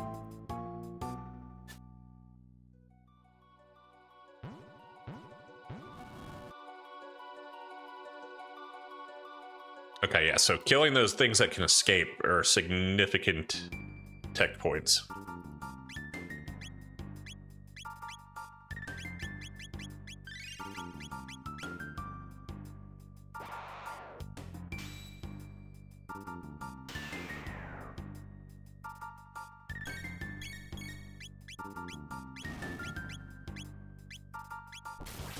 I run my games very JRPG, random battles included. I do go over that session too, but random battles are on my travel roll tables, and then the battle rolls, and other tables I would.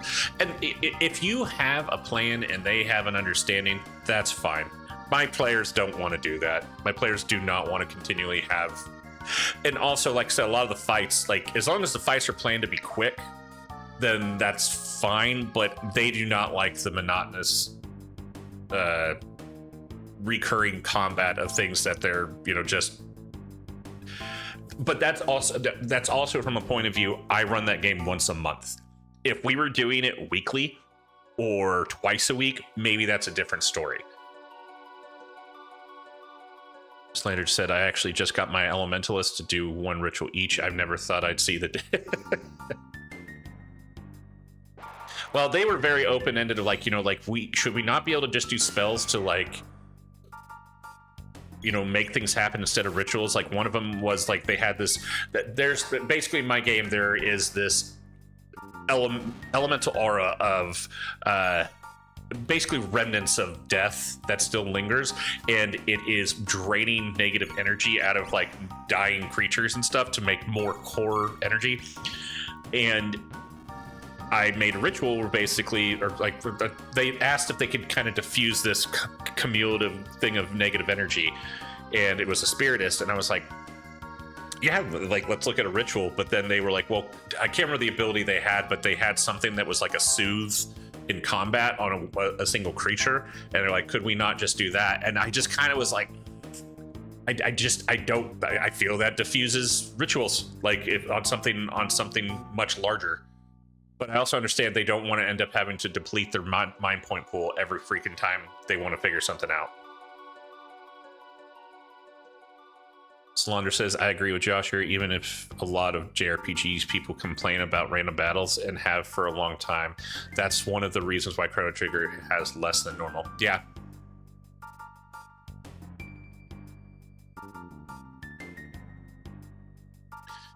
I honestly, I mean, I'm conditioned to it in JRPGs. I'll do random battles all day, but at the same time, I would be lying if I said I didn't use the Moogle charm every now and then for Final Fantasy VI to avoid that. But like I said, it's all about the consistency of the game. And I understand why my players would not want to do just random encounters for meaningless fights if that meant that was, 2/3 of their game time was used up doing that, and then I don't play for another month.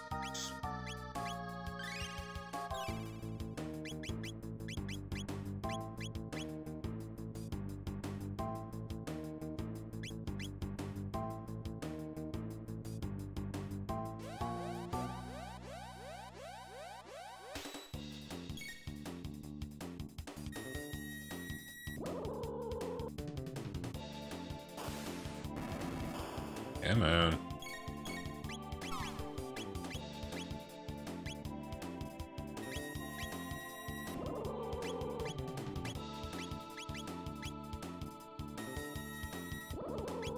Sal says, "Oh yeah, no once a month would work for that.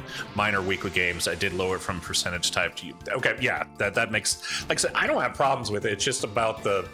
Like I said, I'm glad we're having these conversations because it's underlining the tone that everyone's game is different, even though there's certain mechanical values from Fabula Ultima that you can work with here. I'm pretty sure she has immune to stop, but I could be wrong. But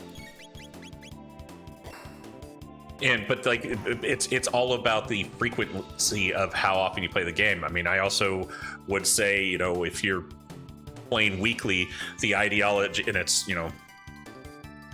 I would use the regular XP values of rewarding, but if you were maybe playing slower, maybe consider some of the variant additions to, if you wanted to do that. But I wouldn't do it as a weekly basis and do variants because they'd be skyrocketing in level.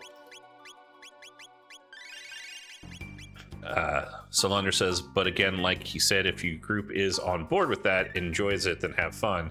A lot of players love the game for the combats. Yeah, and I think Fabula Ultima's got a fantastic combat system. It's just a matter of how often is that going to be the focus. Just exactly, I'm repeating what you're saying in the same exact manner, or a different manner.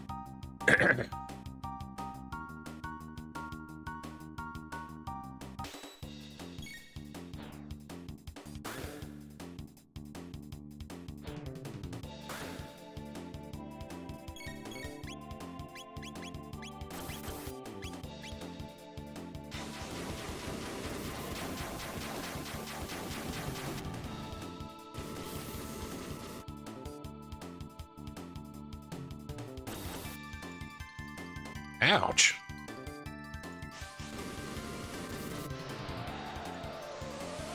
Was for 1900.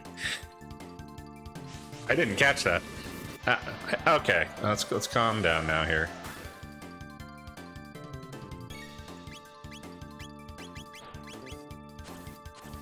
Hopefully lightning does damage against you guys. I know fire.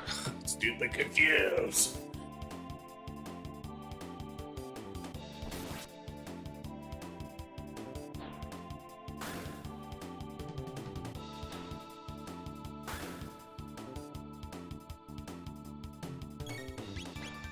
This is insane.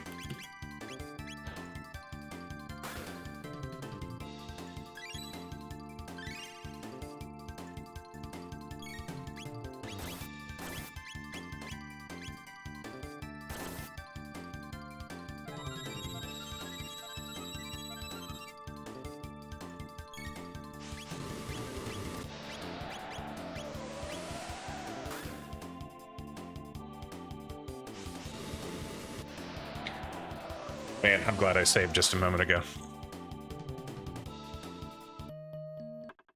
I did not think I was going to have that much trouble with this group, knowing that they were vulnerable to fire.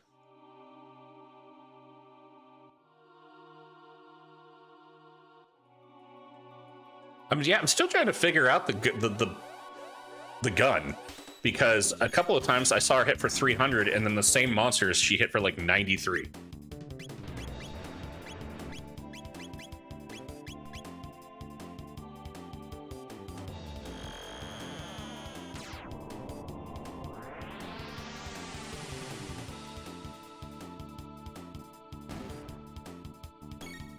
When you guys do travel and they roll bad, like the one I had was horrible. I gave them. I can't remember how it played out, but no roll came out beneficial for them.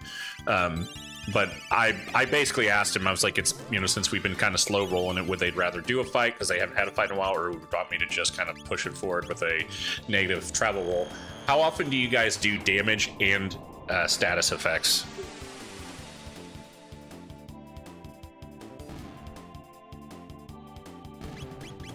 Like if you were just doing a travel roll penalty, not going into combat. Ooh, turbo ether. Most of my knowledge of how this game works is a lot of RNG and RES. I just noticed Chrono hit those guys for 90 when he was confused, so maybe that's what happened with Lucar. Maybe.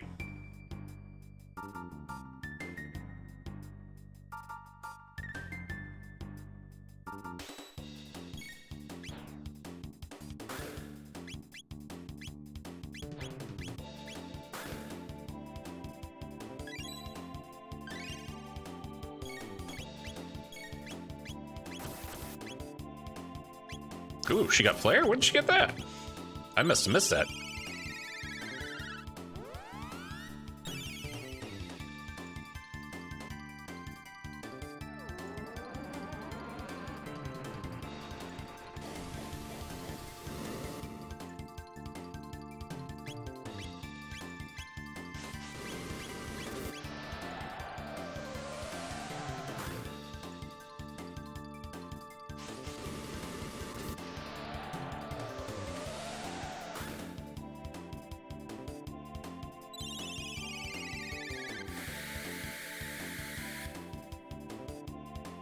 Of course it's gonna heal him.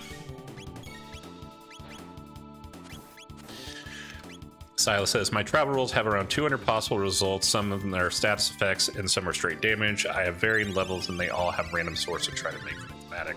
So they might roll a danger that says food poisoning, sever poison until next rest or something like that. Gotcha. Okay. Yeah, I do not have an extensive table. I kind of just go up by fly of the circumstance and the narrative of what they're doing. They have fun debating who did it to them and why. That's great.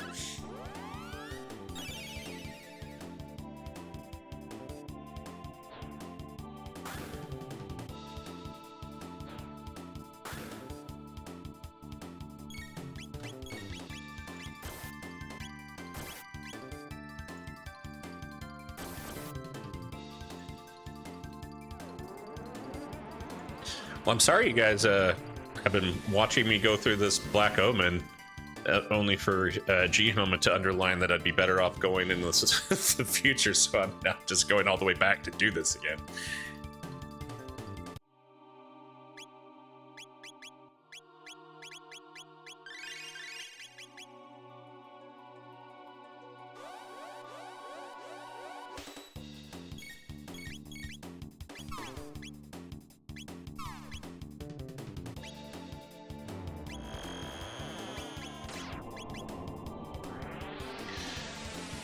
Solander says, my co-DM has had us fall off a cliff once for med damage, walk on a sleeping fire elemental for low damage, got a status effect for something. I've been doing similar on top of getting lost. Further in the past, if you want to do it, just do it. It's all good. I just meant for your viewership's sake. I mean, that was one of the things I started to like once we hit open world. I started to think about, I was like, do I want to continue to stream this game? And it's not because I'm not having fun. I think a lot of the things that you guys all have enjoyed out of this game was through the exploration of what I would have done when I was like 11, 12, not like, or even, you know, at an older age in playing the game, where I would go through every nook and cranny. I would grind my levels. I would do all this. That's what I would do for the fun enjoyment of what this game presents. But at the same time, from a perspective of you guys watching stream, that could be very long and boring. So that's what I've tried to consider.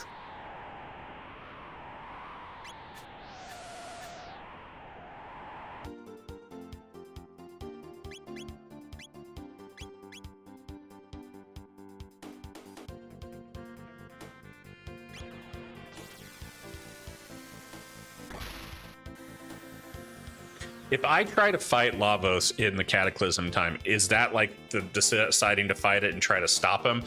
The reason why I'm asking is because we were talking about the future having those chests, and in the 600 era they're there, and then whatever the 1300, I can't remember, they're there, but then the Cataclysm's next, and I can't get to 1999 without fighting Lavos. So is the 1300 the final point? Because obviously the future, after the Cataclysm, that area isn't there.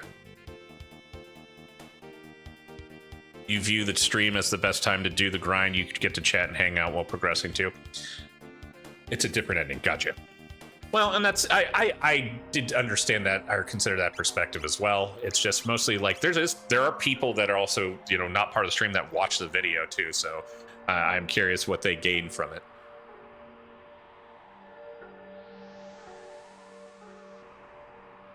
Yeah, I got the Crisis Arm earlier from the Mother Brain.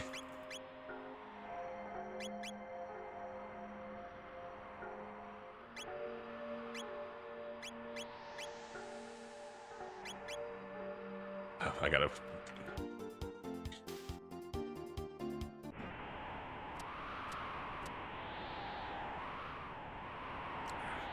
All right, before I venture back in, I'm gonna take a quick break here real quick. I'm pausing. I'll be back here in just a minute.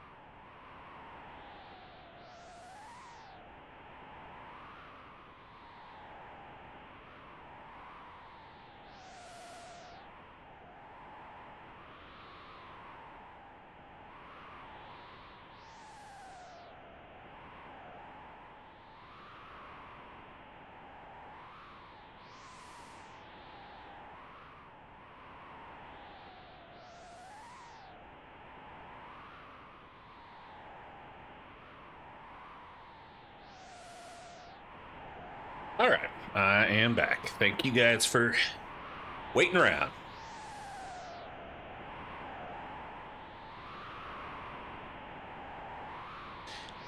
Behold, the almighty Lavos reigns.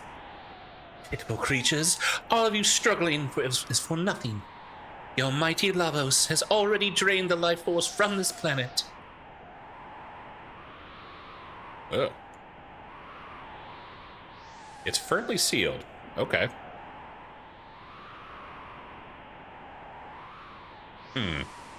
So do I need to try to fight Cataclysm Lavos to get in here? Or am I missing a character here? Seems like characters don't really matter. It should be a trigger of an item.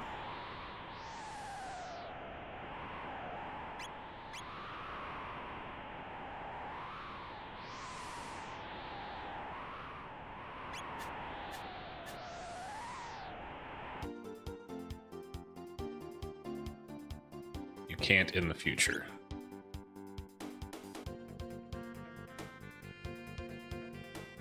Okay, so then the present is, which I think is where I was at, because I can't get into Cataclysm because I have to fight lava, so it's my only option. But I think the present is where I was at originally. It might have been the Middle Ages.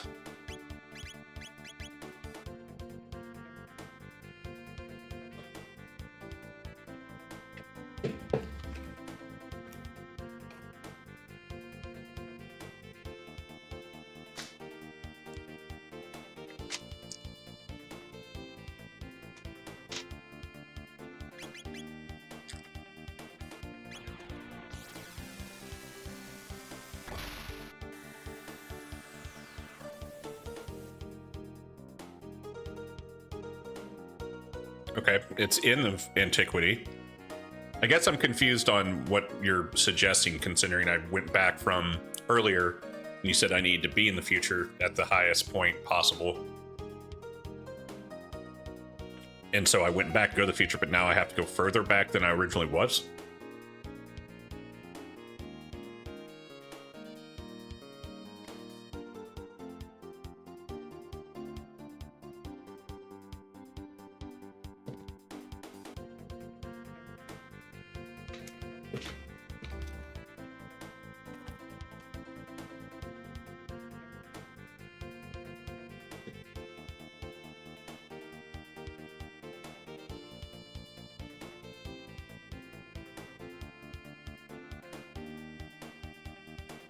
Okay.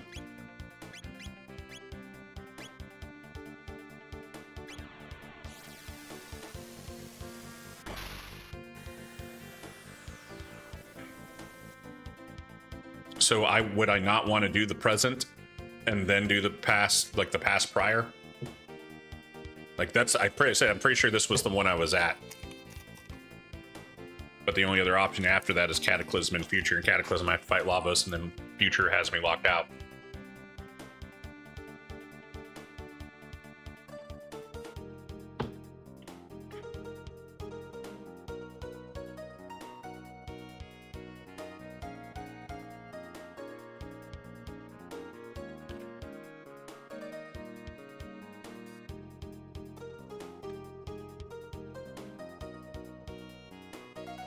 Sorry, folks, I'm responding to a message here real quick.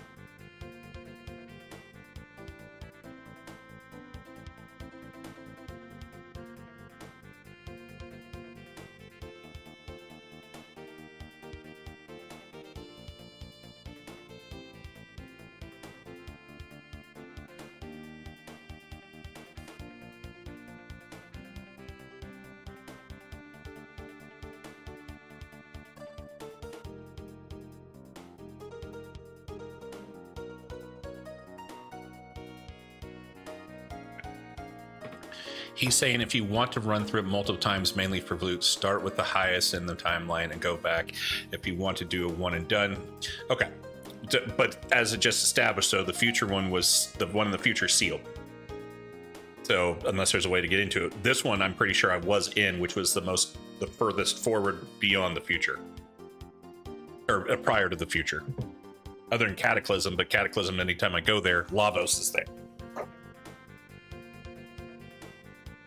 which I'm assuming that's me deciding to fight Lavos.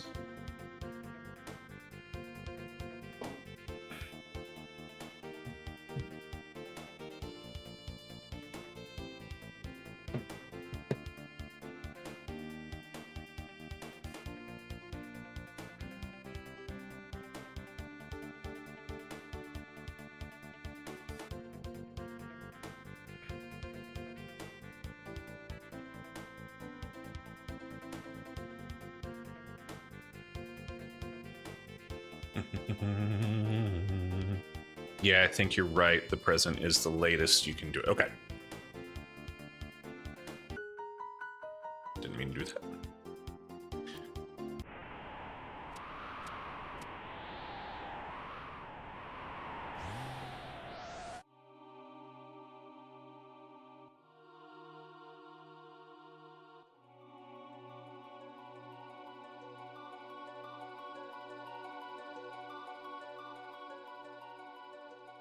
Yeah, these doofuses again.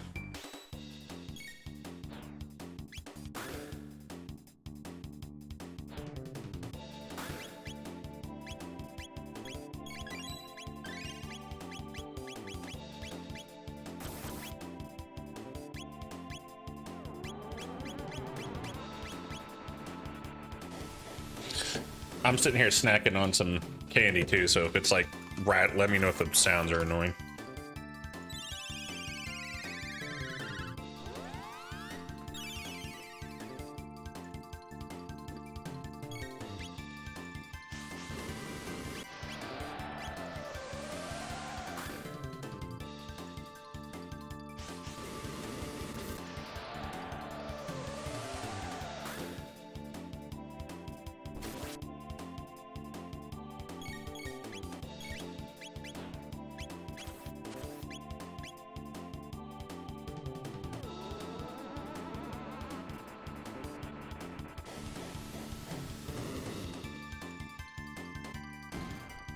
Bye.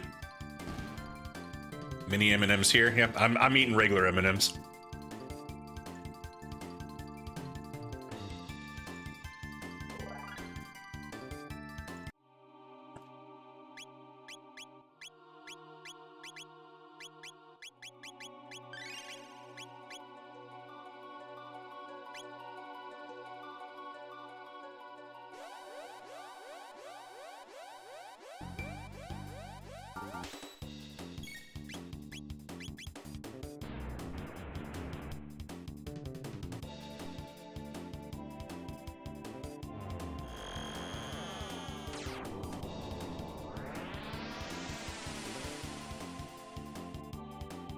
So I'm trying to still think on this after I'm done with Chrono Trigger.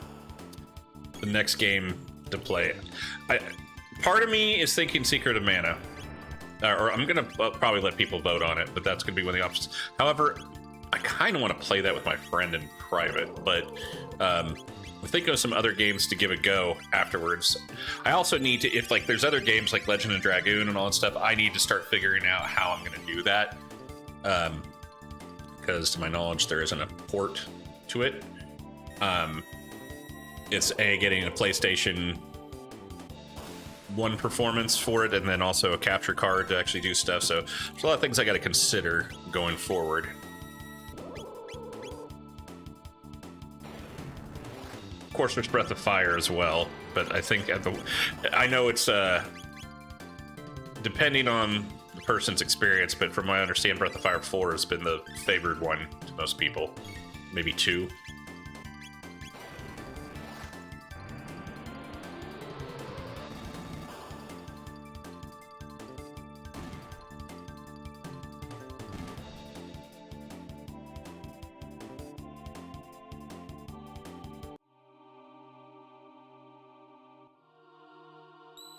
Personally, I do Secret of Mana with a friend because it's so much fun to have a player 2 or even 3 in that game. Yeah, I definitely would love to have that experience, especially if that's part of the charm of it. And you know, she doesn't stream or anything like that, so that's probably something I will do in the privacy of my exchange with her. But she's also wants to do the classic version if possible, so we're looking to see how to do that. But Erica did say she was rather impressed with the Steam version of this as well. GM said, or sorry, Silas says Legend of Dragoon would be fun to see, but that one is a bit rough unless emulated. Breath of Fire is personal favorite. 3 is mine all time, but 4 is good. I know nothing of Secret of Mana, so that would be a fun to learn. Interesting. Okay. Yeah, Legend of Dragoon gets touted all the time, and I didn't have a PlayStation 2 at the time, or sorry, a PlayStation 1 at the time. I didn't really ever have a PlayStation 1 for the longest time, and when I finally did, it was one of the end of series versions, and I think the only thing I ever played on was 9 on its release. Some Homebound? Is that Earthbound? I'm not familiar with Homebound. Oh, I didn't even use my freaking shelter.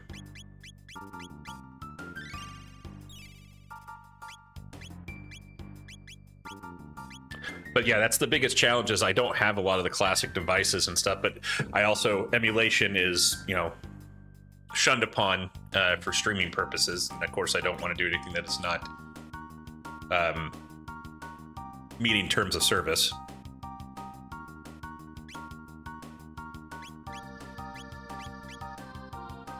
Even though I'm sure there's plenty of people that do it, that's not what I aim for. Well, at least I don't have to go through all this gauntlet of shit.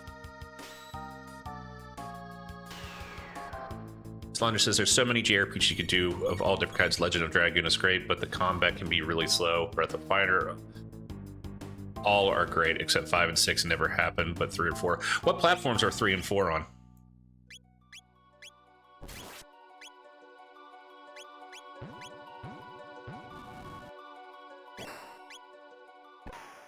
We do not talk about 5 and 6. It does not exist.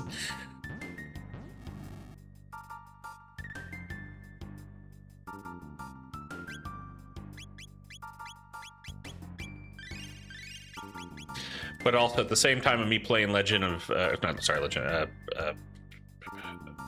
wow, what's the game we were just talking about? Secret of Mana. Like that would be a game. Like I've got her playing Final Fantasy IX for the first time, and she's playing Final Fantasy IV after years, so she has some finishing before we jumped into a game in my push of it probably as well. Okay, both Breath of Fire 3 and 4 on PS1. Okay. It sounds to me I need to look into whatever options I have for PS1 streaming, because there is definitely a lot of games that I missed during that time frame.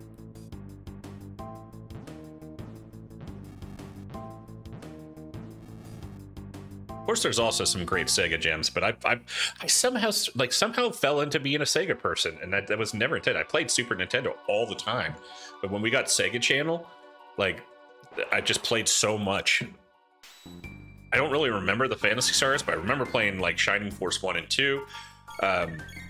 One of my favorite TTRPGs of all time is Shadowrun for Sega.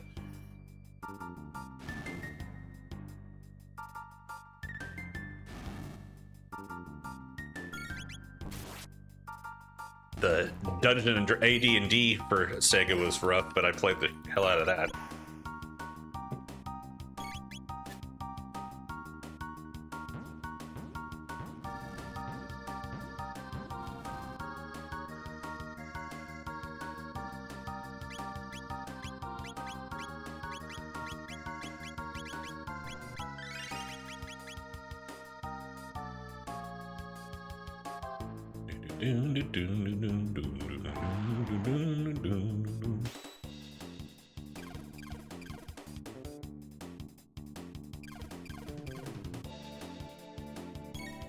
What combat's slower, Legend of Dragoon or Final Fantasy VIII?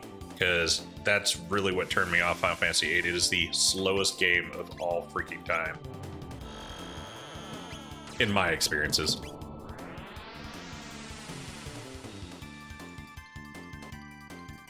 So it says, all right, time to hop out. Got the session in 30, and I want to make sure Foundry doesn't explode. Have a good one. All right, man. Good. I'm glad you got to hang out and do some talk and shop. Dragon's way slower. Okay, wow. Good to know.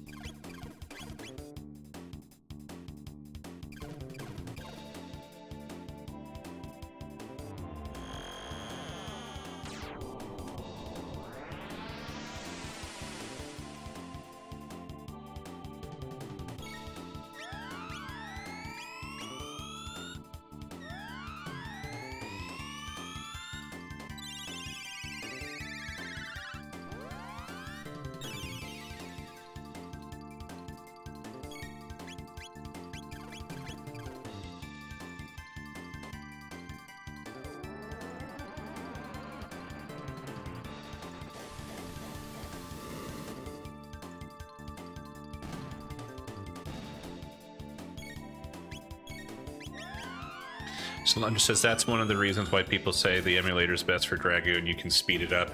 I had a friend try it on PS1. He said he kept falling asleep. Good to know. Well, and that's like I said. I mean, trust me. For financial reasons, if emulation was acceptable, I would be all about it. But I'm also not going to, like I said, all of my efforts in doing this platform and stuff is in good intent. So. Definitely don't want to step on any terms and service toes, but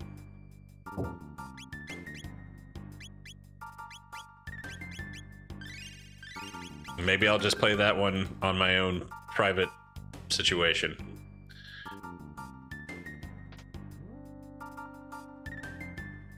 But there's other games I've heard that are really good, like Xenoblades and Sudokin.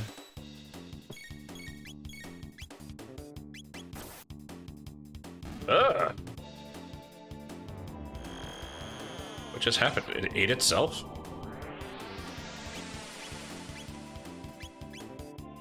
Okay, so that does nothing. Cool.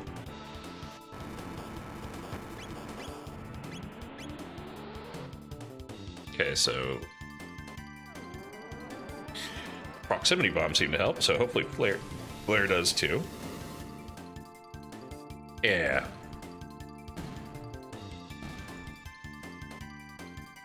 And that's something I would recommend if anyone's watching the stream at a later time and about GMing games like this. Always use the deception of image on your affinities. Like, you saw those snakes around and they were like kind of dark and they had like this void look to them. Immediately I would think that they would be vulnerable to light, and it was the exact opposite. It did nothing to them.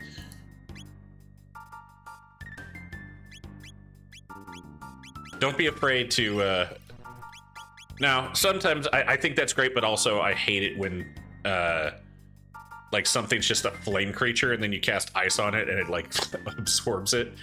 But I guess you could say it's so powerful fire it negates the ice's effect, but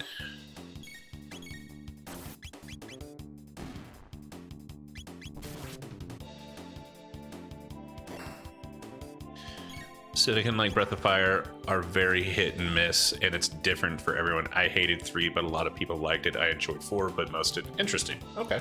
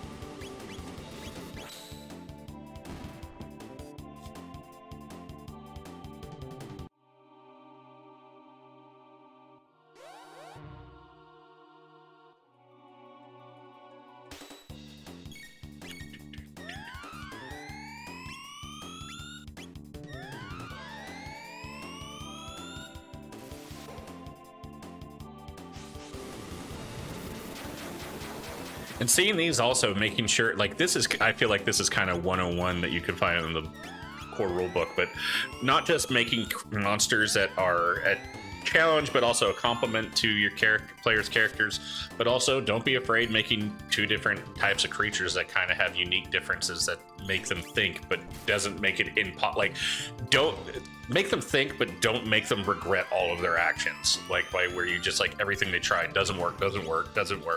Like, you want them to find a piece of the scenario to maybe one enemy that if you take them out, it helps, you know, dilute the threat of the other. We see that a lot in Chrono Trigger.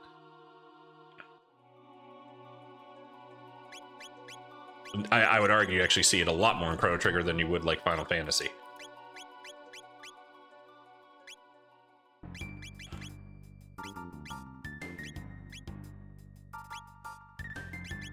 I do not have. I'll just use an elixir because why not? So help me if there's a shelter around the corner, or a place for a shelter.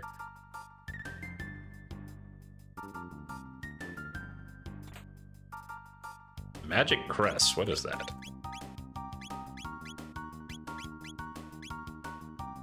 Ooh, that's pretty good.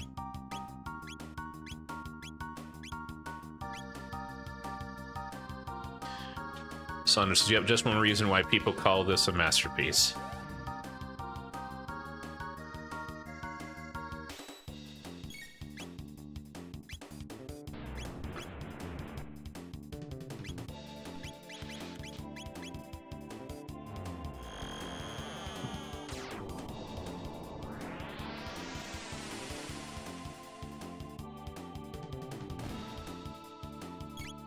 Actually I should have made this question when I had more people in the chat, because I was actually asking my friend the one I would want to play Secret of Mana with, because she absolutely loves this game, and you know, it was, you know, I was shunned by both her and her sister for never playing it when we first started like hanging, like meeting and talking, and me claiming to like JRPGs.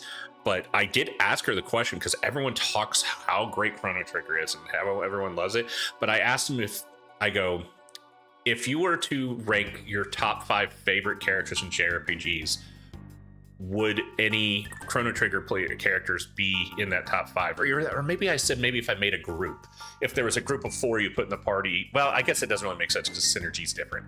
So I think I said just rank top 5 characters. Would it be any Chrono Triggers? And she said no. But now she's a huge Final Fantasy buff like I am, but I've yet to really meet anyone that puts any of the Chrono Trigger characters as a favorite in comparison to all their other JRPG experiences. So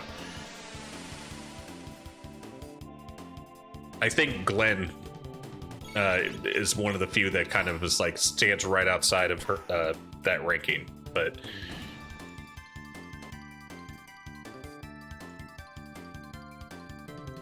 and of course, that's just that I literally just asked her. I mean, people's opinions vary completely. That's why I figured I should have asked with a larger group of people.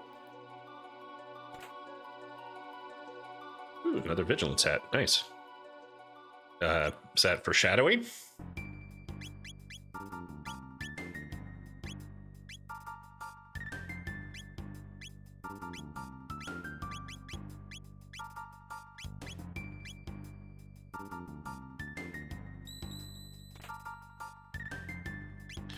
Nova armor.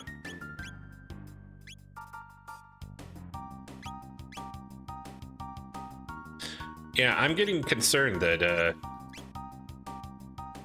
everyone needs to be wearing something that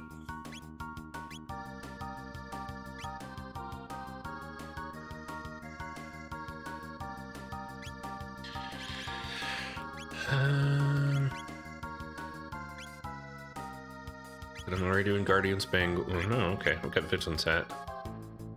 Alright, let's do Nova Armor, drop the hat, and then give... I'm assuming I'm going to need that, but... Solandra says, so that question is really hard because while the characters can be fun and written well for its time, obviously as games grow in size and cost, characters become more fleshed out. True. And I don't think I was trying to put anything against like future, more contemporary characters as well. But I'm pretty sure almost all of her characters, as are mine, come from Final Fantasy 4 and 6. Which to be able to put without question 5, easily, in my opinion, speaks volumes about those two games. But like, I'm still here trying to figure out what character stands out to me the most so far as like why I like them, and it's not just combat reasons. I don't know. To be perfectly honest, I've liked Ayla the most across the board. Glenn stands out to a certain extent. But everyone else, so far... Well, actually, Luca has been my favorite, probably. Personality-wise, capability, uniqueness to their character. But I still wouldn't put her in the top 5 against anything of the priors I've listed.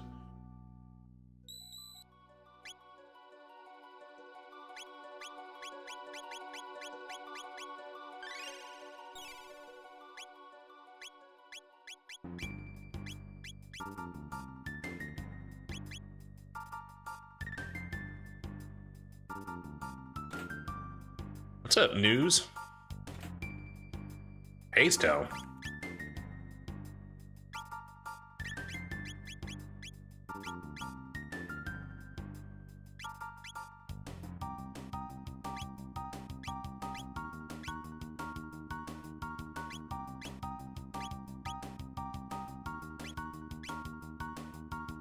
Yeah, you take that.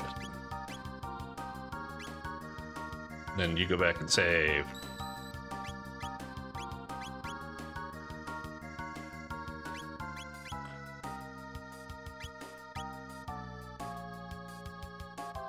What will you do? Shop, please. Thank you. Oh, wow.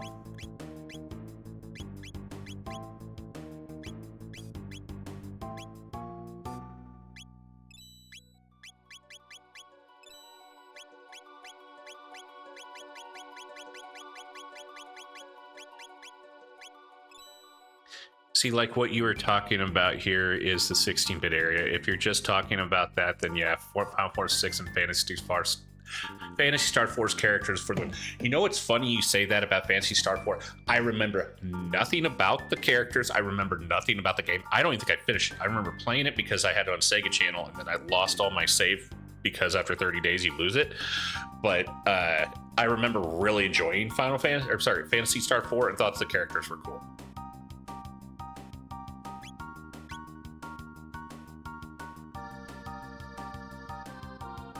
And I was trying to refer to the 16-bit era because, yes, I feel like there's obviously limitations to, 16-bit era versus newer. But at the same time, though, people can glaze Sephiroth and all they want for whatever version he is, and in Kingdom Hearts and all that stuff.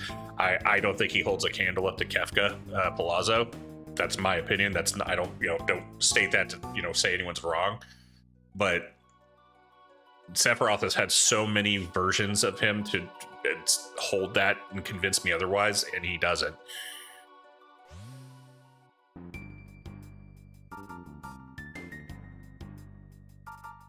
Like, as far as a villain's concerned.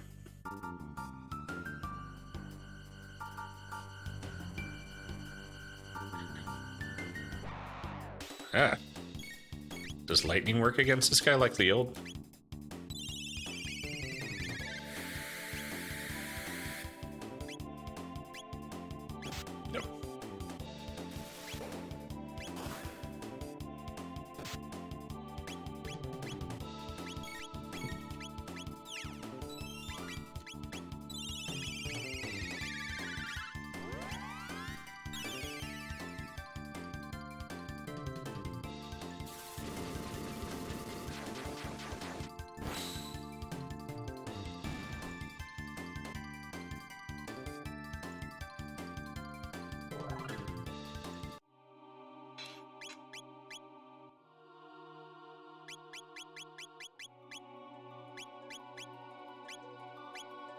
So both Luca and Chrono has maxed out their tech capability, but I guess they could get different. No, dude, Kefka is Kefka. He may not be the best written villain of all time. He certainly is unique and radiates his unbridled insanity. His insanity and hatred has been completely incomparable, in my opinion, to any of the games I've played so far.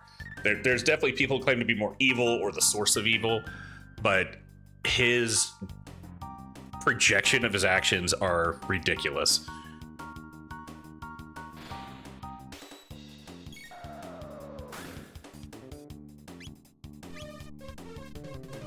No, please.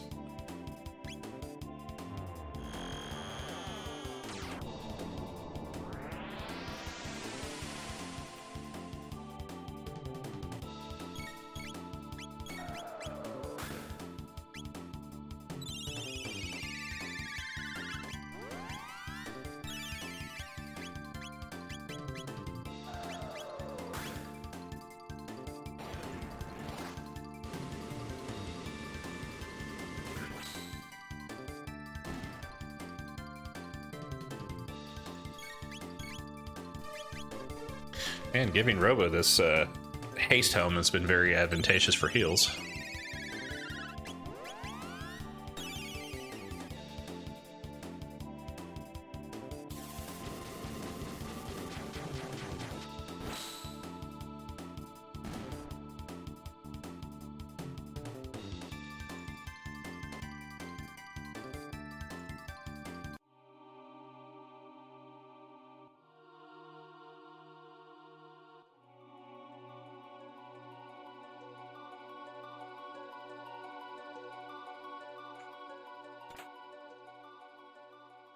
Just all this stuff.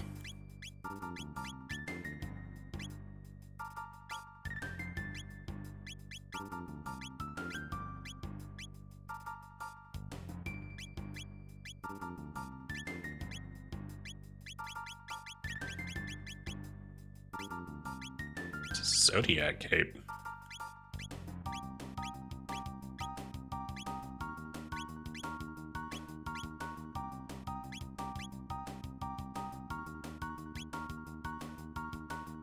Armor, okay.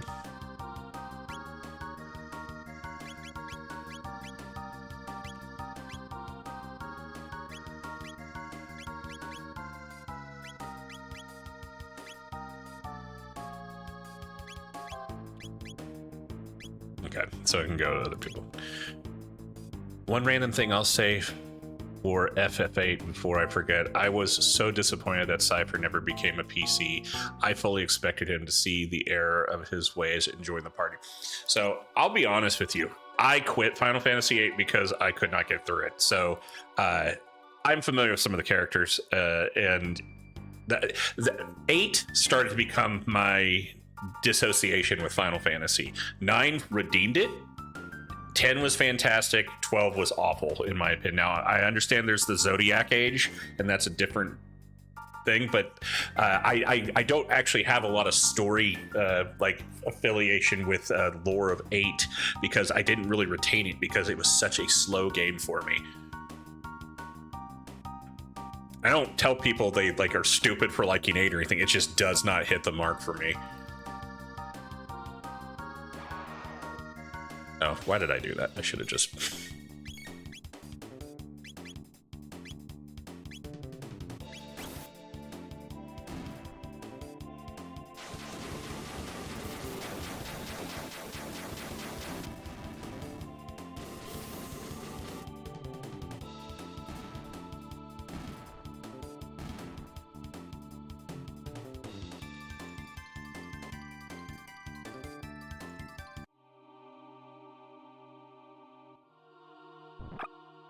No, not these guys.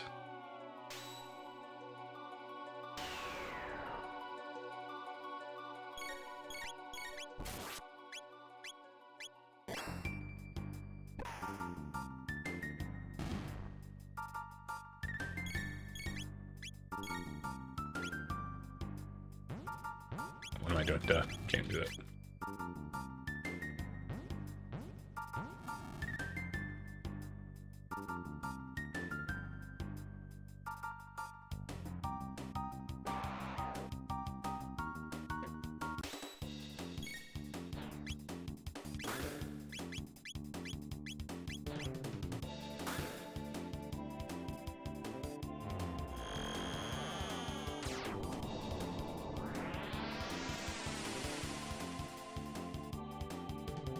Oh crap, I forgot that did that.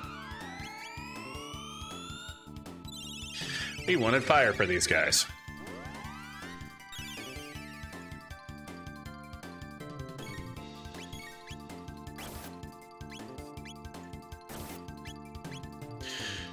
Sandra said, yeah, 8 was certainly different. I can't really say I liked any of the characters. The story was okay at best. The graphics and cutscenes really show what the PS1 was capable.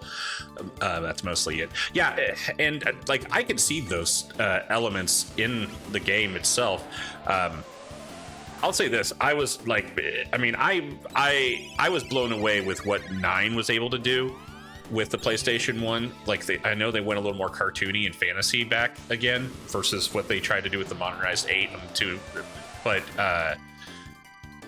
I was blown away with it. But of course, that game got such oversight because of Final Fantasy X's announcement with the PS2 and the PS2 being the big thing. And I don't think it really ever got its fair chance in the ether against other Final Fantasies. But I'll also say this: it's one of my favorite Final Fantasies. But just like I was talking about with characters, like ranking them, like if I would have any of my top 4, I think Vivi in 9 is probably the only one that would even hold a candle to my top 5 ranking of characters. Oh, I thought that was going to hit both of them.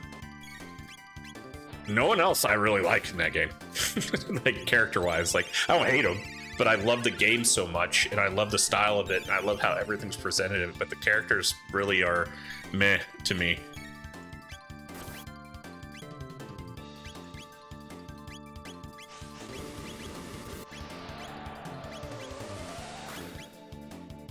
I really liked Kuja. He's not my favorite villain, but I did like Kuja and what he could do.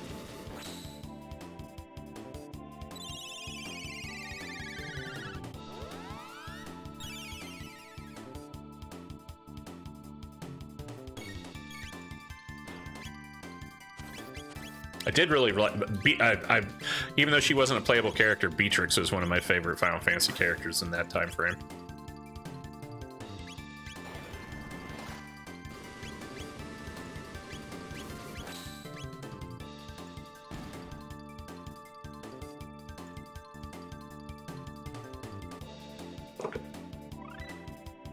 Ooh. Megavolt dual tech. Interesting. Oh my gosh.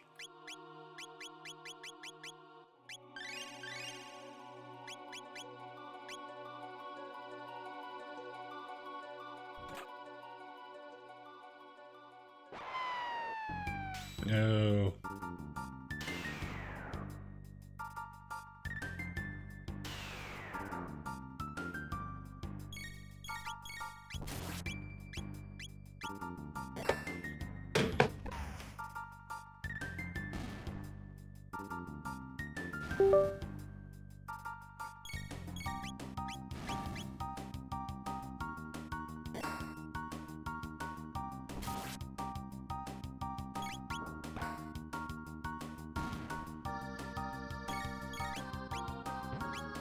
Good.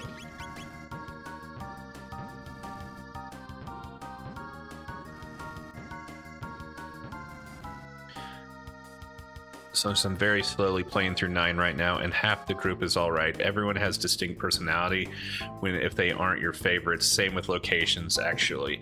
Yeah, so that's gonna say I think collectively all the characters in that game tell a fantastic story. But I feel like some of them are just the same tropey. Like, I mean, Garnet I'm not going to say any different name. Garnet, like, everyone has their place, and there's funny moments, and there's great. It's one of the best actual, more modern at that time JRPGs being told. But characters, Vivi's the only unique one that really stands out. I'm not trying to. I don't know how far in you are. So there's other I don't know if you've got everyone that's in the game so far. So I don't want to spoiler it. But there's another character I think definitely has personality for the scenario, but she is not in my even close to my top characters.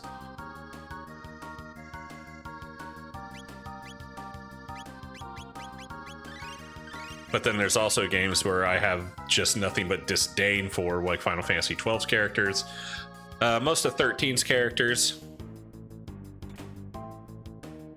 Our crest.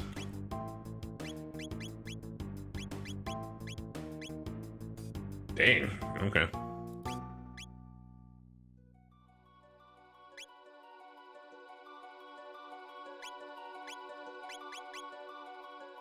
Yeah, we'll change it out. I didn't even realize he was wearing a Guardian bangle.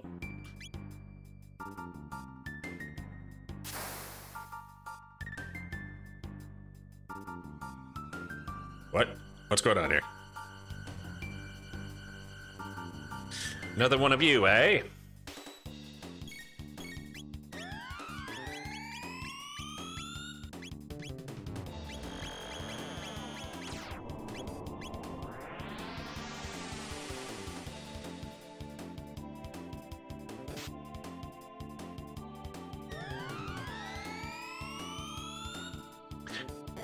Actually, Quina does stand out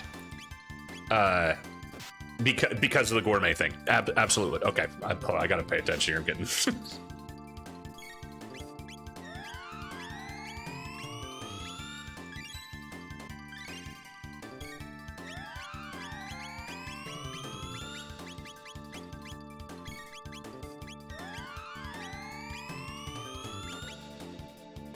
Vivi, of course, is seen as the Black Mage. Basically, it's just the last half of the Kain versus Freya. I love Freya, but yes, Kain is one of my favorite of all time. Like, I would not ever compare either of them, but I like her injection in Final Fantasy IX. I do like I don't think they had any games prior to that where they really went to the traditional Dragoon again since Kain. So I really liked her, but yeah, in comparison, like, I mean, I just got a Freya shirt, but Kain will always be in my top 2 favorite of all time.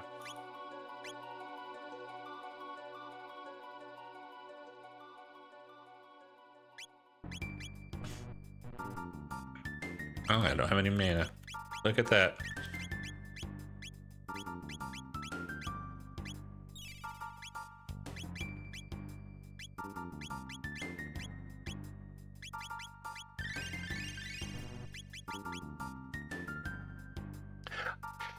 Kuja, for me, like, the way he looks, like, I don't know what it is I like him, because I don't even put him in like the top 5 of most iconic, but I do like what he contributes into that game. Quina is great. Like, oh, okay, that just pushed it on me.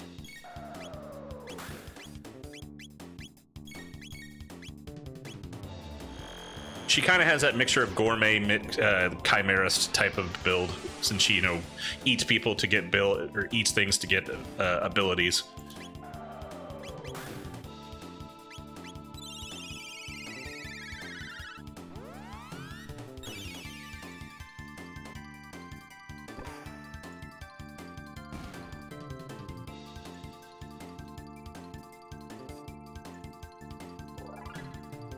Like, personality-wise, Echo, she's not even my top 20, but she's the perfect injection for that story.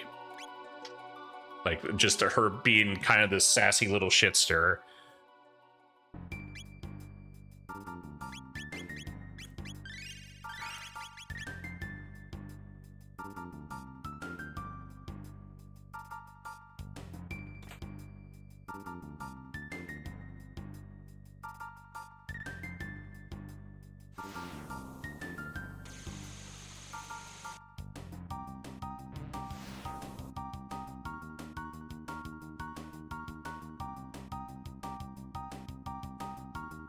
Dragoons fight had classes. Yeah, so that's what I was. I knew they had dragoons, like, in the sense, like, there's the class. Mog, it's so weird. I never thought of Mog to be a dragoon until with the lance ability, and I don't know why. But 8, yeah, I don't think so. Freya was so classic to what Kain was doing, but yes, 5 had the class, and then Kamari, of course. But after that, it's just kind of, yeah, exactly. It was MMOs, and then I don't even remember 12, like, to be honest, but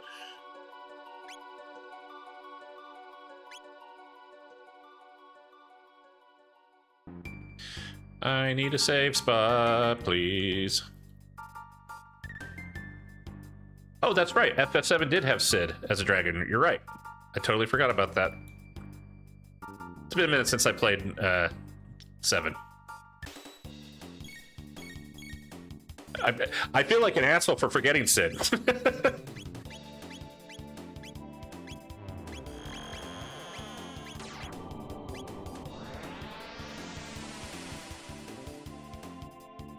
He was actually a pretty great character in 7. I liked him. I think the dragoonish in him is what made him help stand out, though. 14 has Estinian. Never. I was actually just talking in my Discord. I played Realm Reborn briefly, and that was coming out of a really long-term investment of World of Warcraft. So I did not finish. Like, as soon as I got to the cap of the free part, I never played it again. So I'm not very familiar with 14. However, as I was stating, I am going to KupoCon this year, and I know that's going to be a big highlighted thing, so I felt like I might need to put some time and investment in it, but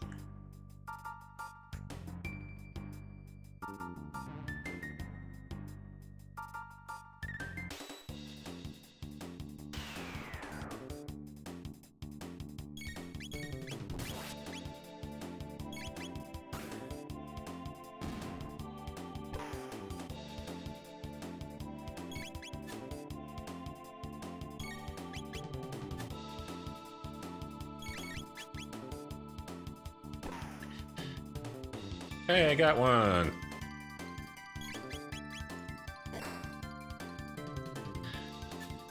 I'll take your word for 14. I can't say if I've ever played it, though it'd still be weird to say an NPC is an iconic depiction for a class.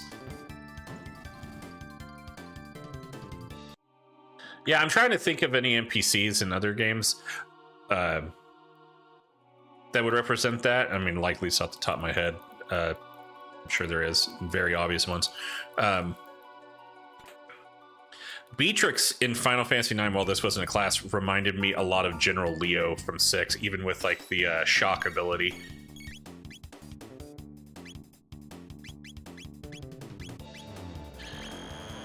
Since Endwalker Instanian is part of the Total Trust / side-by-side mechanics. Interesting.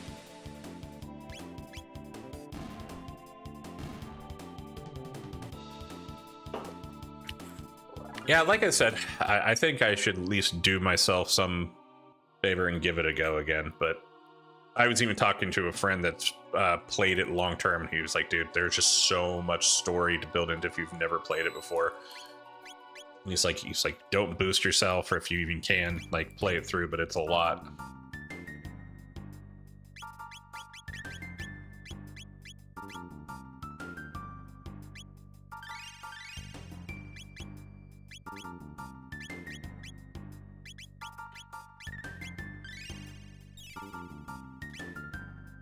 That's where you can take NPCs with you to clear dungeons. Oh, okay.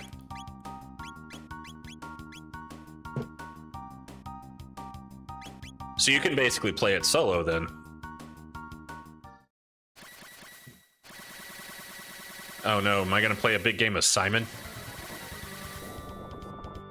Ugh. No, I didn't mean to put... Dang it, I didn't mean to do that.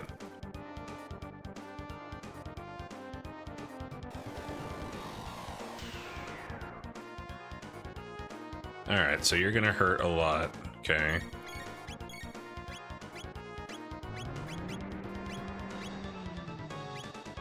Okay, you're doing a lot of light, so am I gonna need Magus to combat this here?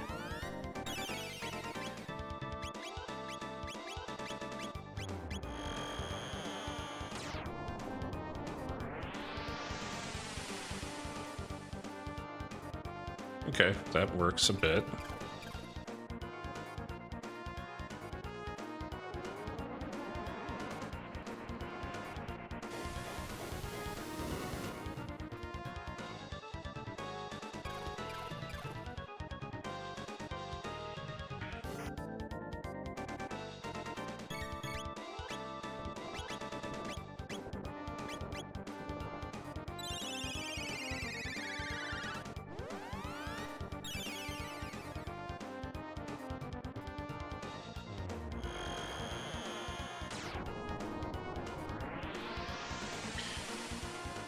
Cylinder said, good point. Beatrix, FF9, General Leo, FF6, Thunder God Sid, Final Fantasy Tactics, and probably more than I can think of would all be the same class. Yeah. No, that's kind of cool. Is that a feature they added later? Oh, is that for the Final Fantasy 14 talk? Oh shit, what happened to my boy? Wake up, Robo, I need you to spam heal. Nope. Oh my god, I just wasted that on... That's the one thing I do not like about this game is the targeting. Even just using the D-pad that is designed, it jumps to the wrong location sometimes, I personally think. Like, I should be able to turn left right there, and it doesn't. I need to press down to go to left to him, and I just wasted that before he got in.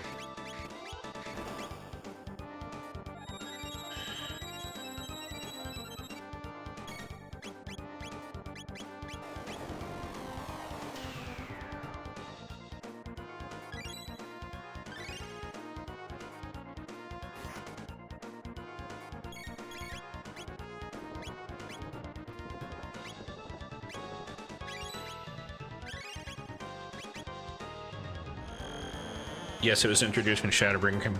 How's it going, Helmet? Oh, just Black Omen, trying to stay alive here.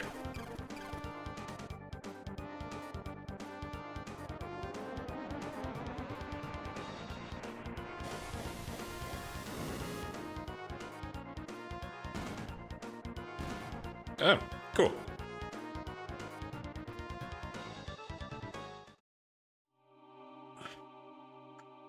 Oh yay, that was just a mini boss.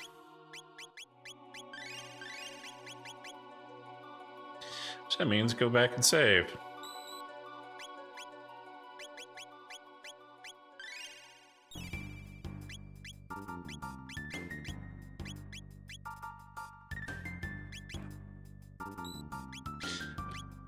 I always double save because I don't realize if I did save or not.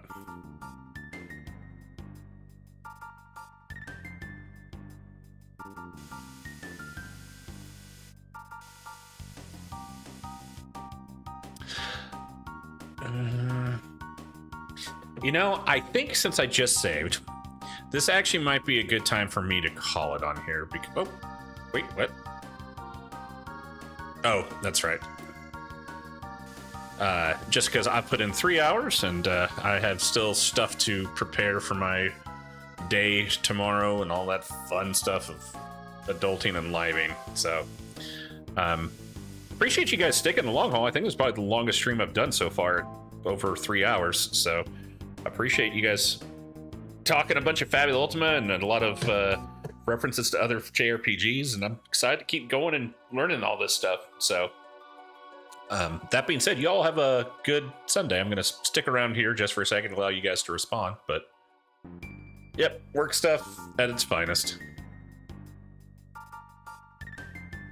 In fact, I'm going to go double check and make sure I saved it. I'm pretty sure I did, but whoop. Yeah, you too, G-Helmet.